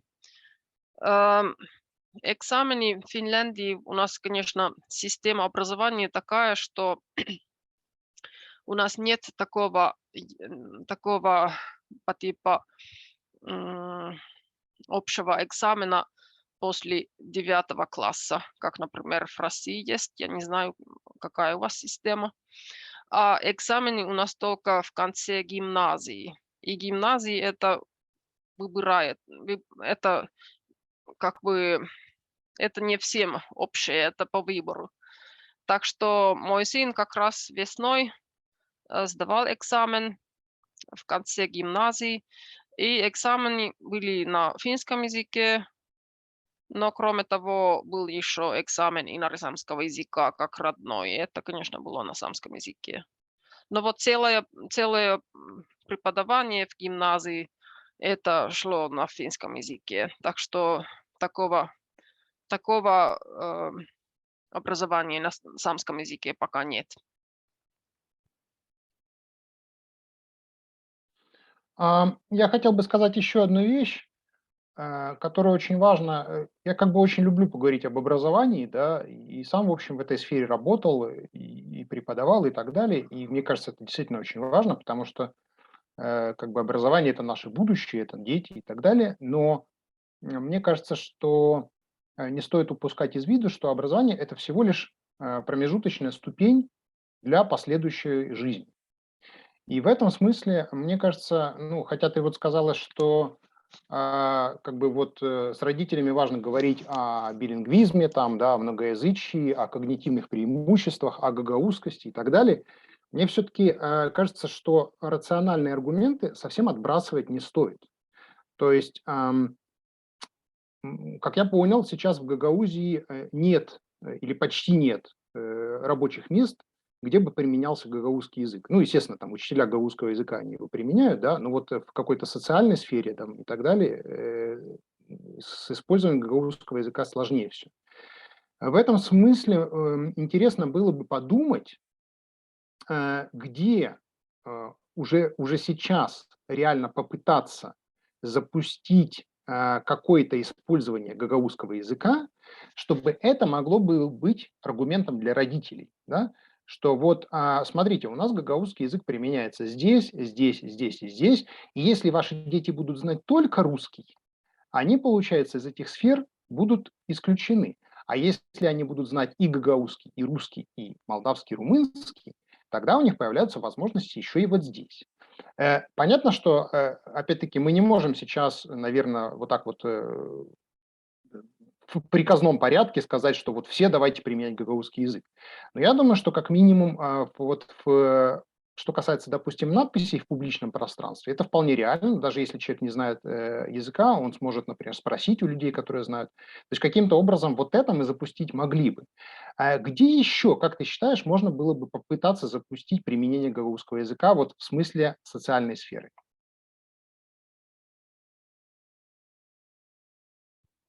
Я теперь очень плохо слышала. У меня, наверное, опять связь училась. Так что это вопрос ко мне или кому? Ну, так как ты у нас главный лектор сегодня, то давай с тобой. Потом послушаем, может быть, и другие мнения будут тоже. Но мне, наверное, нелегко ответить, потому что я не знаю ситуации пока так хорошо. Конечно, в общем, Уроня сказала бы, что а, визуально видеть язык – это очень важно. Очень хорошие, по-моему, вот эти все примеры, э, которые мы видели у нас там в группе Telegram, как язык разных, например, в магазинах написано. Это важно для того, чтобы люди видеть свой язык и тоже вот не говорящие и вообще-то представители большинства привыкнут к тому, что язык есть, существует. Это такой же важный и ценный язык, как остальные вот наши большие языки. Так что это, по-моему, очень важно. И это даже часто очень возможно. И, в общем-то, делать язык больше видным, это очень важно. Так что, конечно, что я могу сказать? Надо говорить на языке всегда, когда возможно. Надо говорить на языке со всеми, которыми это даже как-то возможно. И таким образом вот развивалась ситуация инорсамского языка. Носители языка решили всегда говорить, когда возможно. И у нас бытует очень сильный такой норм. Это даже совсем невозможно говорить на финском языке с носителями инорсамского языка. У меня, например, есть целый ряд знакомых, друзей, которые такие же этнические финны, как и я. Но мы с ними всегда общаемся на самском языке, потому что это совсем очевидно. Это уже даже не сознательно. Это норма, это так надо.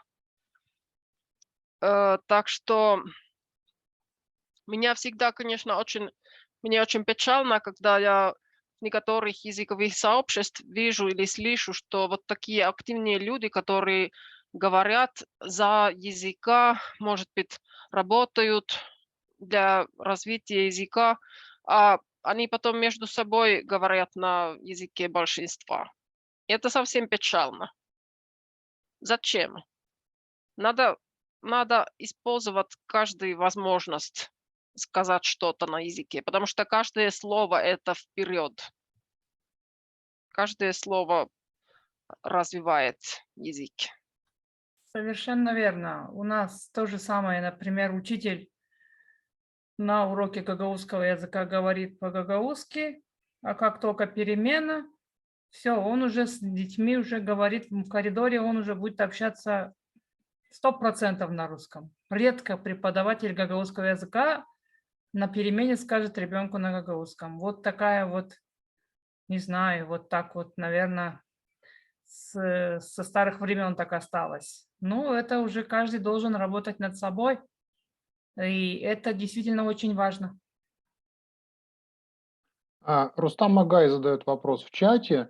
Газеты, журналы, радио, Мгм. телевидение есть на гагаузском языке, в том числе и для детей? Как много книг издается на гагаузском языке? Мгм. Газеты и журналы. Есть одна газета, она Сюзю. Она издается с 1989 года. Она продолжает свое издание.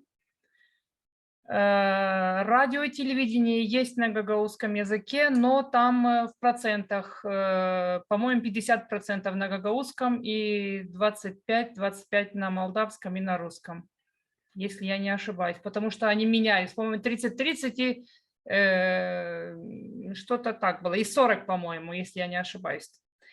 Есть журналы для взрослых, то есть литературные журналы. Есть журнал «Айна», который редко выходит, как только находит спонсора.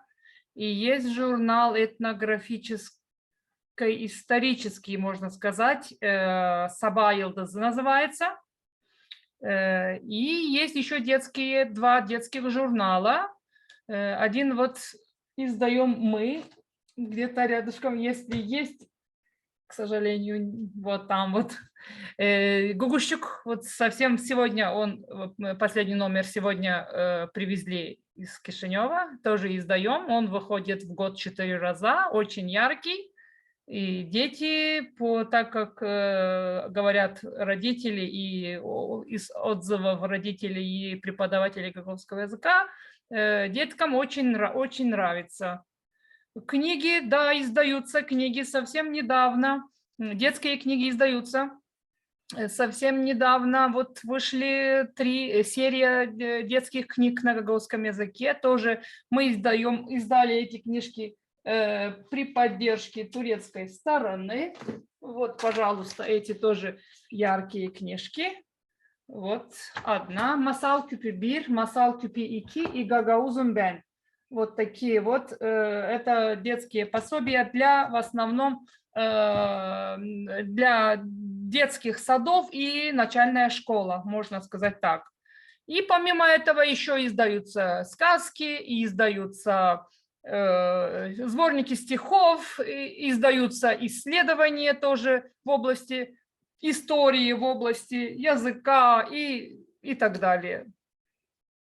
Вот так вот. Статьи пишутся на гагаузском языке, но их немного, не так уж много, и качество желает лучшего, но мы работаем, делаем попытки. И хотим еще большего, как всегда.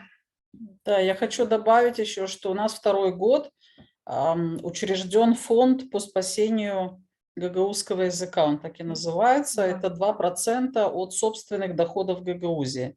Ну, это около 6 миллионов леев.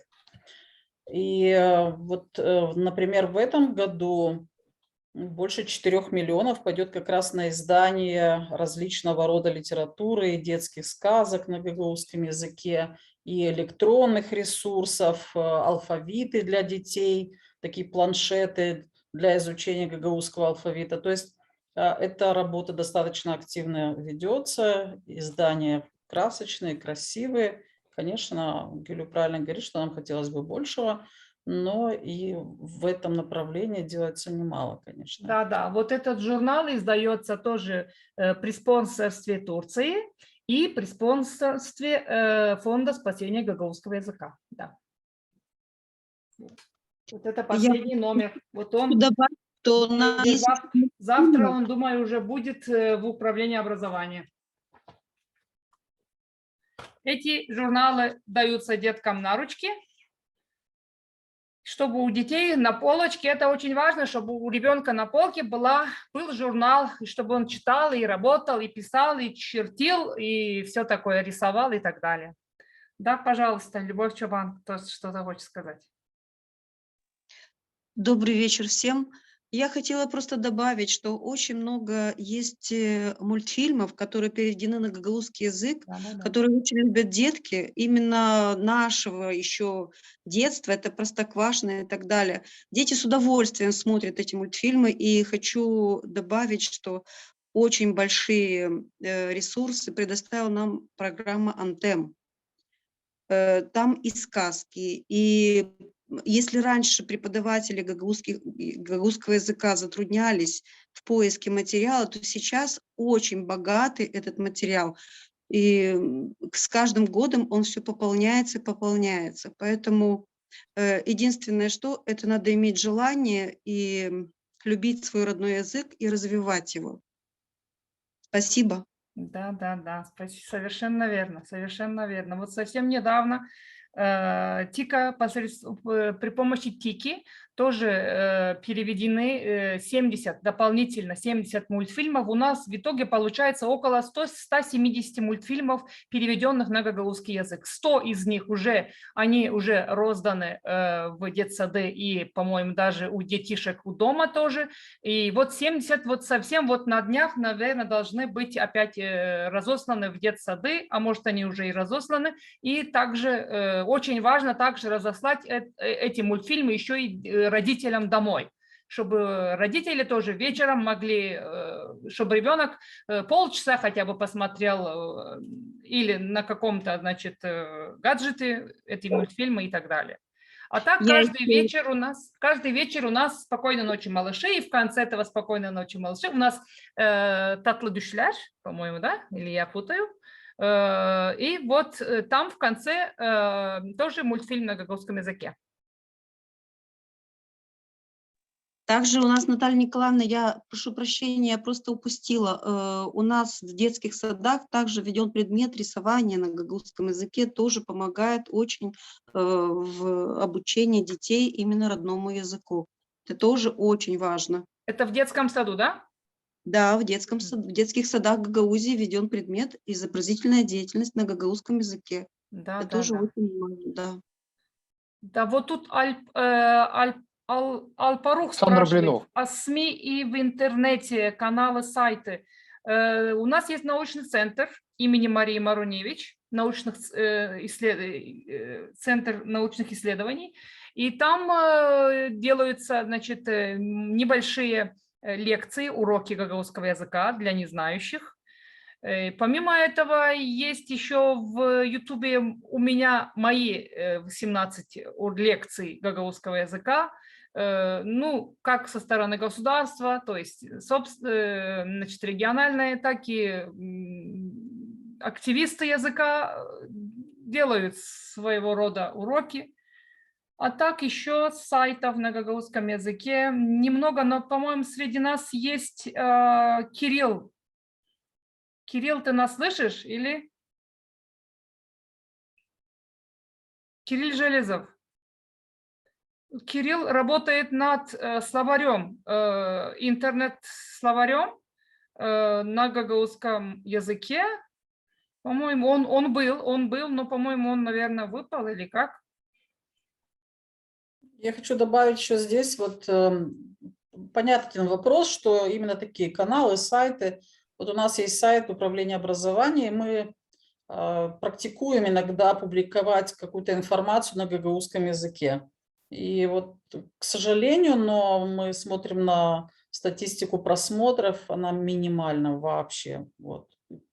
Переводим какие-то, особенно если это тематические статьи, отражающие какую-то о мероприятиях на гагаузском языке, всегда пишем именно так. Но просмотров минимум. Минимум. Пишем на русском языке, читают активно. На это как раз я, если можно, отвечу, потому что мне этот вопрос хорошо знаком по языкам России. Когда действительно сайт, например, официальных органов ведется на двух языках, на русском, ну и, например, на башкирском, да, или там на хакасском, или еще на какой-нибудь. Как правило, у русскоязычной версии просмотров больше.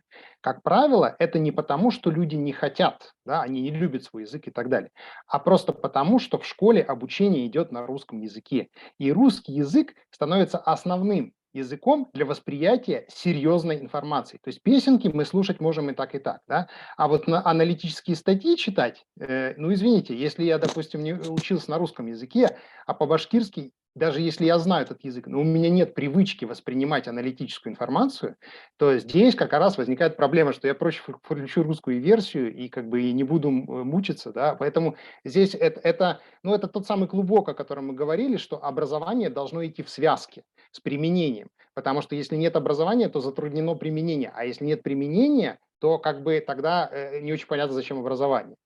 Вот. Если можно, я просто тут...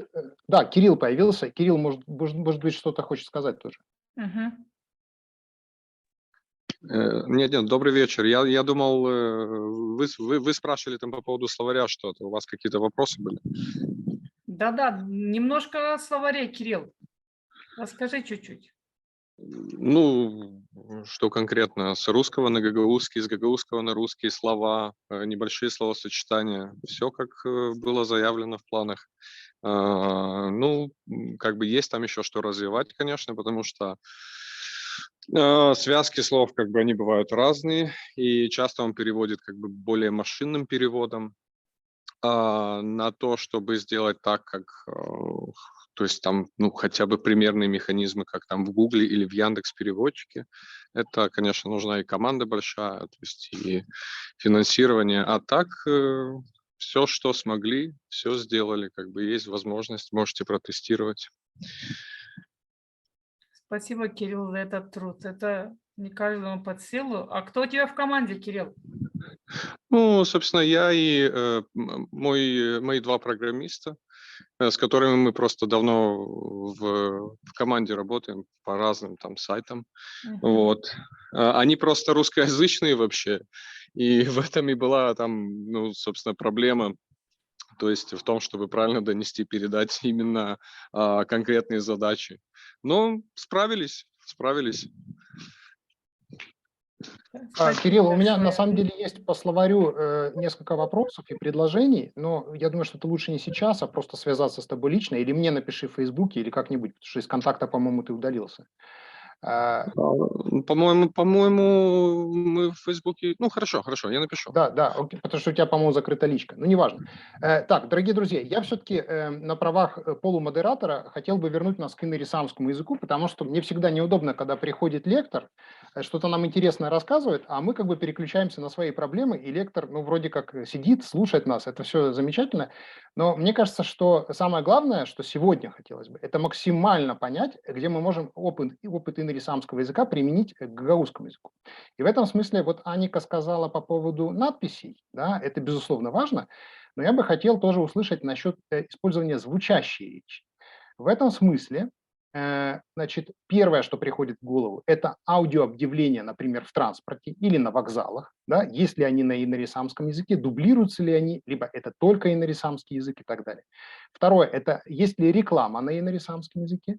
И третий – это используют ли инорисамский язык, например, по то, что называется должностным инструкциям, чиновники, то есть официальные лица, и в частности депутаты в самском парламенте. Мгм. Да, спасибо. Мне, конечно, очень интересно слушать, вот больше узнать о ситуации гагаузского языка. Это мне не мешает. Ну да, надо понимать, что у нас условия здесь немножко, может быть, другие, чем у вас там. У нас, например, таких даже автовокзалов нет.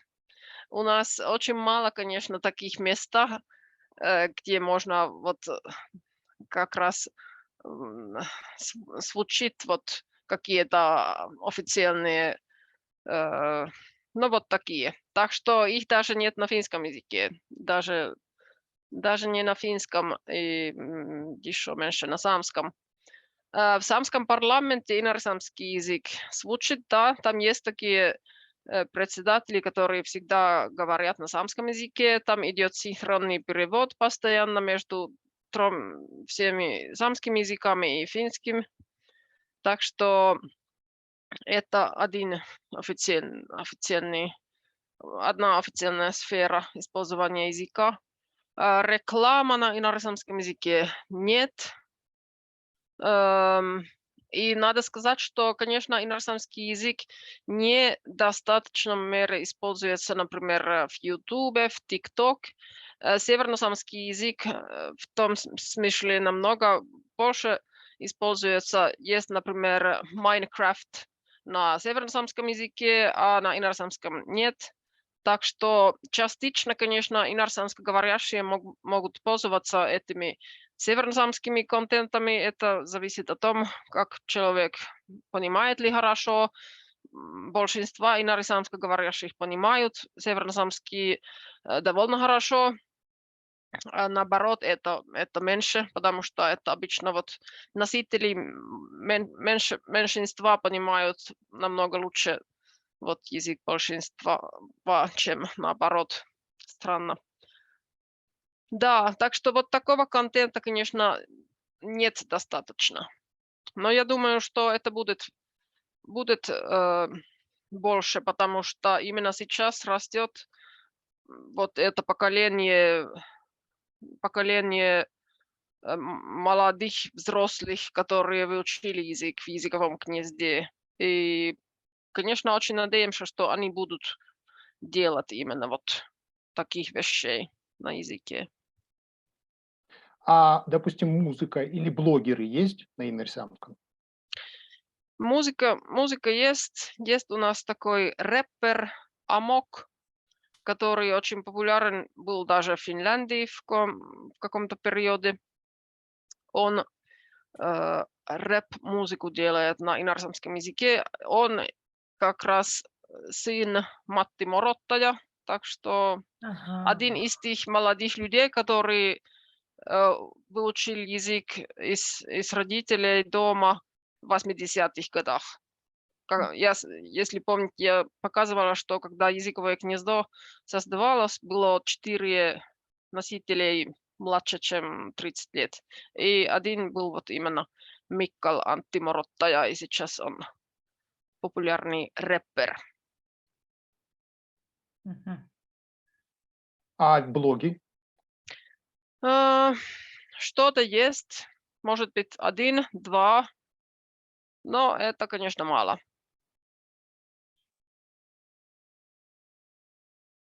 И, конечно, когда группа такая маленькая, 450 человек, это, конечно, ограничивает то, что даже вот теоретически возможно. Потому что не все 450 такие активные люди, которые хотят и умеют делать того и другого. Есть масса вот таких совсем обычных людей, у кого нет особенного желания, например, какой-то контент сделать на языке.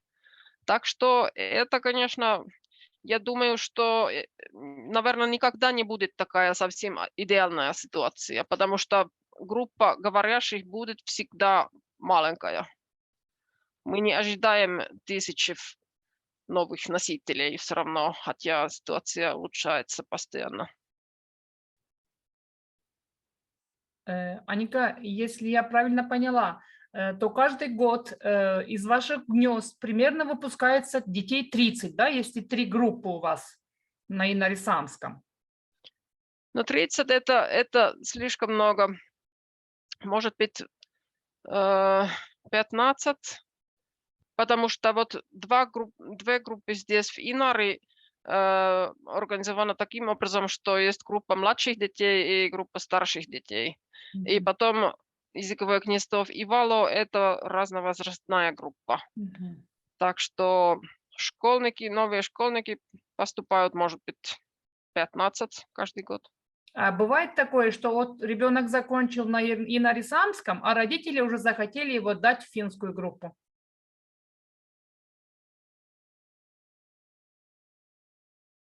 Алло. Да, сейчас у меня связь совсем плохой. Алло, алло. Сейчас слышно? Да, сейчас слышно. Бывает ли так, что ребенок закончил в инорисамскую группу, закончил языковое гнездо, и потом родители захотели его дать на финский язык, в финскую школу? Но почти нет. Потому что уже когда родители выбирают языковое гнездо, они понимают, что это выбор не только несколько лет. Это длительный выбор, это очень большой выбор. И родители должны это понимать. Но, конечно, есть, может, какие-то исключения иногда. Спасибо. Алпарух хочет сказать. Пожалуйста, Алпарух. Да, спасибо большое. Ну, на самом деле у меня такой вопрос. Вы знаете, меня очень интересует именно планирование. Вот 450 носителей, да, скажем так, да. Что будет через 10 лет? Вы как-то это планируете, как-то обсуждаются эти вопросы? Или, например, там, 10-20 человек? Какое-то долгосрочное, ну и краткосрочное, любая перспектива, на каком уровне, каким образом вы это обсуждаете? И что в этом плане у вас, какие представления, скажем так? Я не знаю, достаточно я выразил свою мысль или... Да, это хороший вопрос. И именно, конечно, вот такое широкое планирование, это очень нужно в ревитализации. Но я сказала бы, что у нас это, наверное, тоже не совсем как бы идеальная ситуация, потому что люди работают, люди очень, очень заняты. Они что-то стараются, каждый делает что-то, но нет достаточно, наверное, вот именно такого обсуждения. И еще есть такие практические моменты, что, например, руководитель ассоциации инорисамского языка живет не в Инари, а она живет в Нидерланде. И надо сказать, что она там передавала инорисамский язык своим детям. Это тоже возможно. Но вот это немножко, конечно, мешает вот такое общественное планирование, и я думаю, что это надо больше. Извините, а что вы сами думаете, вот через 10 лет с вашим языком, ну не с вашим, прошу прощения, с инорисамским языком, что будет? То есть что вы сами лично видите? Можете описать? Я думаю, что все это хорошее, все это позитивное, что у нас до сих пор есть, будет еще больше. И ситуация улучшается. И очень, конечно, важный вопрос тот, что и каким образом будут выбрать эти молодые взрослые люди, которые выучили язык в языковом гнезде и в школе, и какое количество от них будут выбрать инорисамский язык со своими детьми. И это очень большой вопрос, и это, конечно, очень тяжелый вопрос, потому что мы это не можем решать за них. Это будет их выбор. И у нас пока только несколько примеров. И есть уже вот эти позитивные примеры, как я показывала. Но нам надо просто делать все возможное, чтобы им максимально хорошие условия будут выбрать за язык. Может так. Понятно. Еще один можно вопрос, пользуясь случаем, да, я тут пока я попал, да. Я прошу прощения, Аника, а вот скажите мне, пожалуйста, в плане мотивации, вот мы говорим много о мотивации, на самом деле это действительно очень важный такой момент. Например, здесь, вот я сам, получается, из Чувашии, да, то есть у нас многие считают, что самым главным мотивирующим фактором в привлечении, скажем, чтобы ребята молодые, особенно молодежь, чувствовала себя вот именно чувашами, например, да, это надо больше говорить об истории, какие мы были великие. Насколько вот это, ну, мне это не совсем, конечно, нравятся вот эти подходы, но тем не менее, в плане мотивации какая-то история, роль истории, например, да, она насколько велика? Может, вы об этом говорили, я, может, не сразу присутствовал на вашем выступлении, но тем не менее. Да, я про историю очень или почти ничего не говорила, потому что я хотела акцент именно поставить за ревитализацией. Конечно, все дети уже из раннего детства знают, почему у нас инорисамский язык теперь находится под угрозой исчезновения, почему это такая маленькая группа. Так что это что-то они вместе с языком уже понимают. Да, у нас маленький язык, да, язык надо ревитализировать, и мы как будем участники этого процесса. Дети понимают это с самого начала. И да, я думаю, что это важно. Они понимают, что вот этот язык – это больше, чем только личное средство. Это они понимают свой роль в совокупности вот ассимиляции, ревитализации, вот этих процессов. И это, конечно, я думаю, что увеличивает их мотивацию. Но все равно не каждый отдельный человек будет выбрать, что вот это будет мой язык моей жизни или язык моей семейной жизни или такого. Но да. И мотивация – это, конечно, очень интересная вещь. И на самом деле мне иногда очень тяжело ответить на вопрос, как это получилось, как это удалось, как они нашли вот эту мотивацию. Потому что откуда я знаю? Это, наверное, было у них в сердце. И это, конечно, что-то такого невозможно людям даст, или это должно быть внутри. И это у них было достаточно. Спасибо. Я зачитаю комментарий Рустама в чате. Ну, Рустам ведь википедист, поэтому, конечно, он пишет, что я с большой радостью узнал про инорисамскую Википедию, где достаточно высокая пассионарность при 450 носителях языка. На сегодня 4724 статьи, и очень скоро пройдут порог 5000 статей. Об этом надо громко сказать публично, ибо для волонтеров супер важно внимание общества как элемент мотивации и одновременно привлечение к проекту новых участников. Аника, насколько ты в курсе, что происходит в инорисамской Википедии? Да, я достаточно хорошо в курсе, потому что мой сын один из активных писателей Википедии. Ему 18 лет, он как раз закончил школу или гимназию Ивало и поехал в Оулу учиться в университете. И он хочет, конечно, сохранить свои знания инорисамского языка и писать статьи в Википедии. Это очень-очень хороший способ для того.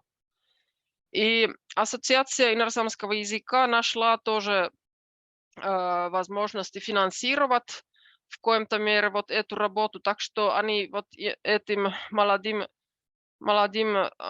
писателям могут что-то платить. И это, конечно, тоже важно, потому что, ну да, это и интересно, и выгодно, и полезно. И это развивает целую языковую сообщество. И думаю, что это именно очень важно, что там например, не только статей про самскую культуру или что-то такого. Там есть про Дэвид Боуи, и там есть про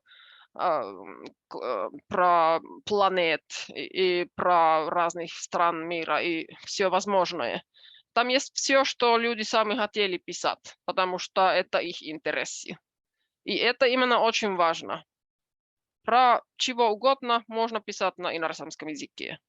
Конечно, иногда какие-то отдельные слова не хватают, а потом просто надо найти. Ни один язык в мире был изначала космоса вот готово для того, чтобы можно писать про планет на языке. Все языки прошли вот этот процесс развития языка, и только в случае самских языков этот процесс очень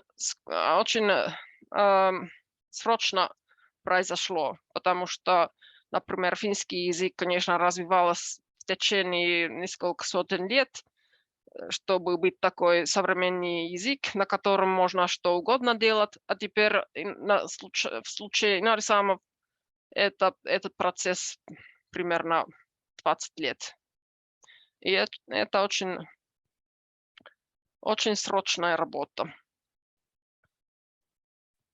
Так как я не вижу пока больше желающих задать вопрос, я позволю себе еще один вопрос. Он, наверное, немножко философский. Я напомню тебе твою цитату, которую ты примерно год назад произнесла на одном из семинаров наших, что инорисамский язык всегда будет угрожаемым.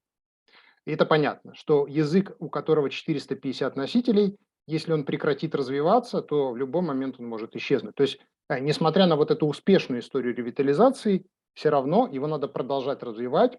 То нельзя сказать, что мы как бы все, мы достигли, да, потому что мы прекращаем все делать, и значит мы уже в следующем поколении опять язык снова становится угрожаемым.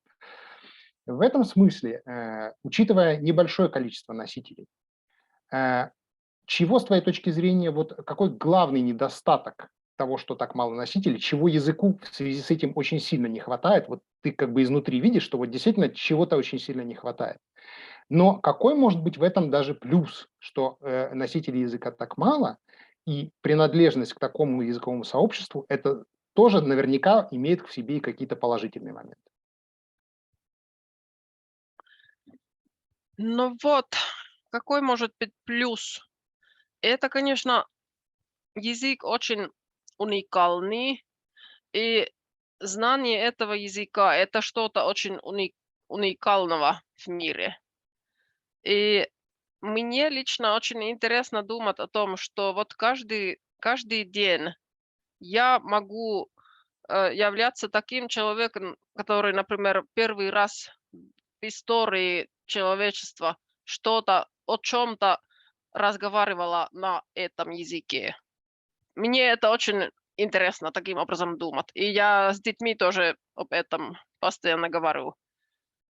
Ну вот, ты никогда на финском языке или на русском языке не будешь первым человеком, каким-то пионером, кто первый раз что-то в этом мире сказала на языке. А на инорисамском языке это ежедневно. И это делает нас более уникальными. И да, каждый язык, внутри каждого языка есть целое мировоззрение. И очень интересный смысл то, что у нас есть что-то такого общего, такого, которого у остальных нет. Но главное недостатка – это, конечно, именно недостатка людей. И то, что я говорила, это возможно, что никогда не будет достаточно, например, контента в TikTok на языке. Если не будет такого отдельного носителя, который именно хочет это делать, но тогда этого не будет. Потому что шансы, конечно, намного менее, чем среди языковой группы нескольких миллионов носителей. И такое языковое сообщество, это будет всегда больше, как будет по-русски, vulnerable. Уязвимым. Да. Так что это именно так, что нам надо всегда работать, чтобы развивать язык. Ведь языковое возрождение, языковая ревитализация, это не может быть какой-то проект, который будет потом в конце, когда языковая ситуация достаточно хорошая. Такого не будет. Всегда будет нуждаемость развивать, ревитализировать. И поэтому тоже очень печально, что вот такую работу очень часто финансируется как проектами. И нужна такая совсем стабильная основа языковой работы, не только отдельных проектов. И это, конечно, в каком-то мере есть, но это недостаточно. Еще один комментарий от Рустама. В каждом звуке каждого языка заложена уникальная потаенная информация только для этого звука. Поэтому Коран надо озвучивать на арабском, Опус Алнухо читать на саха, а Эпос Урал-Батыр на башкирском. Да. Так, Сайгалы Достлар, да, Сурушларнус Вармы, потому что мы уже как бы долго сидим, да, я не очень хочу Анику, чтобы она тут с нами заночевала, поэтому давайте свои вопросы. Я думаю, что тема такая, которую можно обсуждать бесконечно, но вот даем вам предпоследнюю возможность задать Анике вопрос. Мне можно тоже писать или общаться в разных сферах. Telegram, Facebook, почту. Я всегда готова общаться. Спасибо большое, Аника. Есть ли журналы, детские журналы или какие-то на гагаузском языке? Есть дополнительная литература для детей? Литература для детей есть, а журнала нет. Есть только вот один такой бумажный журнал Анараш и один журнал онлайн. И это взрослым и молодежи. А литература есть. А часто ли встречаются родители, которые говорят, а зачем моему ребенку иноросамский язык? Есть ли такие родители? Но, конечно, такие отдельные родители, наверное, есть. Но дело в том, что атмосфера вокруг языка уже такая позитивная, что вот таких мнений уже не слышно. Если Да, кто-то уже так все думает, поняли. это сам собой. И точно никто уже не говорит о том, что почему тратить ресурсы на иноросамский язык, или может им лучше перейти на северносамский или финский. Этого уже нет. Мгм. Потому что всем понятно, из того момента, когда дети заново заговорили на языке, всем уже понятно, что ситуация изменилась, и теперь этот язык имеет будущее. А есть ли какие-то дополнительные выплаты для людей, которые работают с детьми в языковых гнездах? Есть такая добавок зарплаты всем, которые работают на самском языке в муниципалитете или в публичных сферах. Есть дополнительная зарплата, да? Да, есть. И это ощутимая зарплата, дополнение? А? Это Как? ощутимое, это хорошее дополнение к зарплате? Да, теперь это как раз в этом году это увеличилось. Это раньше была совсем символичная сумма, а теперь это уже достаточно хорошо. Это 100 евро или 150 евро на месяц. И это уже что-то. И это подстегивает людей, да? Ну да. И это, конечно, тоже компенсировать в каком-то мере ту работу, которую люди, которые работают на самском языке, все равно должны делать, потому что им немало работы. Им надо, например, постоянно вот свое знание языка развивать и, может быть, вот эту новую лексику сами делать и так далее. Переводить разные вещи. Я зачитаю комментарии из чата. Огромное спасибо, было очень приятно слушать вас. У меня появилась надежда, что и мой родной гагаузский имеет шанс на жизнь. Я тут отвечу совершенно однозначно, что вы прослушали сейчас историю языка, у которого 450 носителей. Сомневаться в том, что у 100-тысячного гагаузского языка есть шанс на жизнь, это, ну, мне кажется, это просто странно. Поэтому даже не сомневайтесь. Анна Арабаджи спрашивает, соблюдаются ли традиции и обычаи исламского народа и участвуют ли в них родители детей?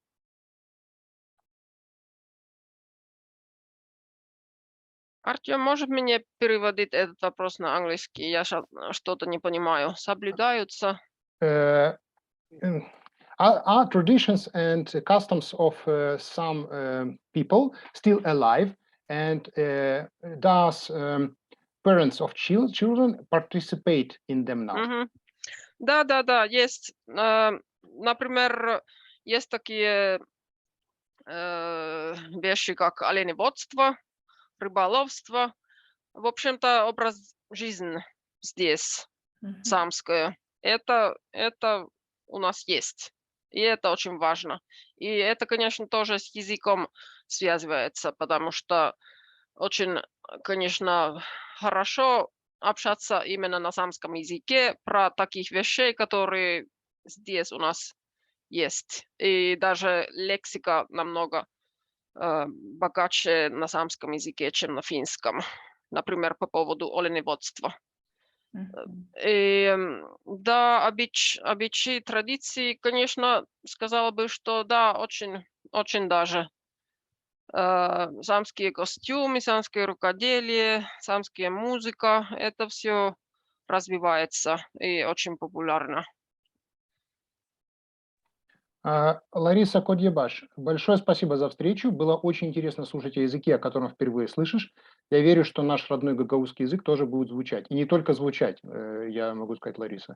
Значит, Александра, к сожалению, фамилия полностью не влезла. Огромное вам спасибо, очень приятно было познакомиться. Но я напомню, что с Аникой можно дружить и связываться по почте, в Фейсбуке, в Телеграме и так далее. То есть Аника очень открыта к общению. И если вдруг у вас еще не созрели вопросы, вы можете ей задать ей потом. Ну, я думаю, что Аника еще будет присутствовать на дальнейших наших встречах. Да. И я еще скажу одну фразу, что по поводу того, вот Гюлья спрашивала, что есть ли родители, которые говорят, что нам не нужен инорисламский язык, ну вот, да, а зачем он нам? Дело в том, что, мне кажется, очень важный аргумент то, что здесь мы не лишаем детей доминирующего языка. Мне кажется, что при любом раскладе, даже если там в семье говорят на инорисламском языке, в языковом гнезде говорят на инорисламском языке, в школе говорят на инорисламском языке, все равно финского языка вокруг настолько много, он в интернете, он в телефонах, он, я не знаю, в телевидении, он везде, что это не выбор или-или, это возможность знать больше. Да. Потому что если вы отдаете своего ребенка в гнездо и в школу, где говорят только по-фински, да, тогда он будет знать только финский. А если вы отдаете своего ребенка в учебное заведение, где используется инорисламский язык, тогда он будет знать и инорисламский язык, и финский язык. И это очень важный аргумент в контексте Гагаузии. То, что мы говорим родителям. Ваши дети все равно будут знать русский, потому что русского просто у нас везде, он везде. Но это ваша возможность знать больше, чем один язык, и знать эти больше, чем один язык хорошо. Это, мне кажется, очень важный аргумент, который вот действительно и для инорисламского языка, и для гагаузского языка эти аргументы годятся. Да, совершенно верно. Да, точно. Ну что ж, чоксаалун, Аника. Мы рады были с тобой сегодня пообщаться. Я думаю, что это не последняя наша встреча. Вот, но мы, конечно, 2,5 часа сидим, мы тебя, наверное, замучили, но мне было очень интересно, я для себя, хотя я, в принципе, знаю о ситуации, тем не менее, даже сегодня я все равно очень много чего нового узнал и буду думать дальше. Спасибо. Чоксаулун, kiitos. Çok sağ olun Anika, sağ olun Artyom, sağ olsun herkes kim katıldı bugünkü günümüze. Sanırım hani biz daha öteye doğru da böyle toplanıp bizim dilimizin güzelliği için, dilimizin yaşaması için çalışacağız. Kalın sağlıcakla. И tatlı düşler. Kalın Sağ ol sağlıcakla. Anika. Sağlıcakla. Хорошо, до следующей встречи. До встречи. Все, выключили, да? Так вы же запускали запись. Sağlıcakla. Гюлю, вы же записывали. Окей.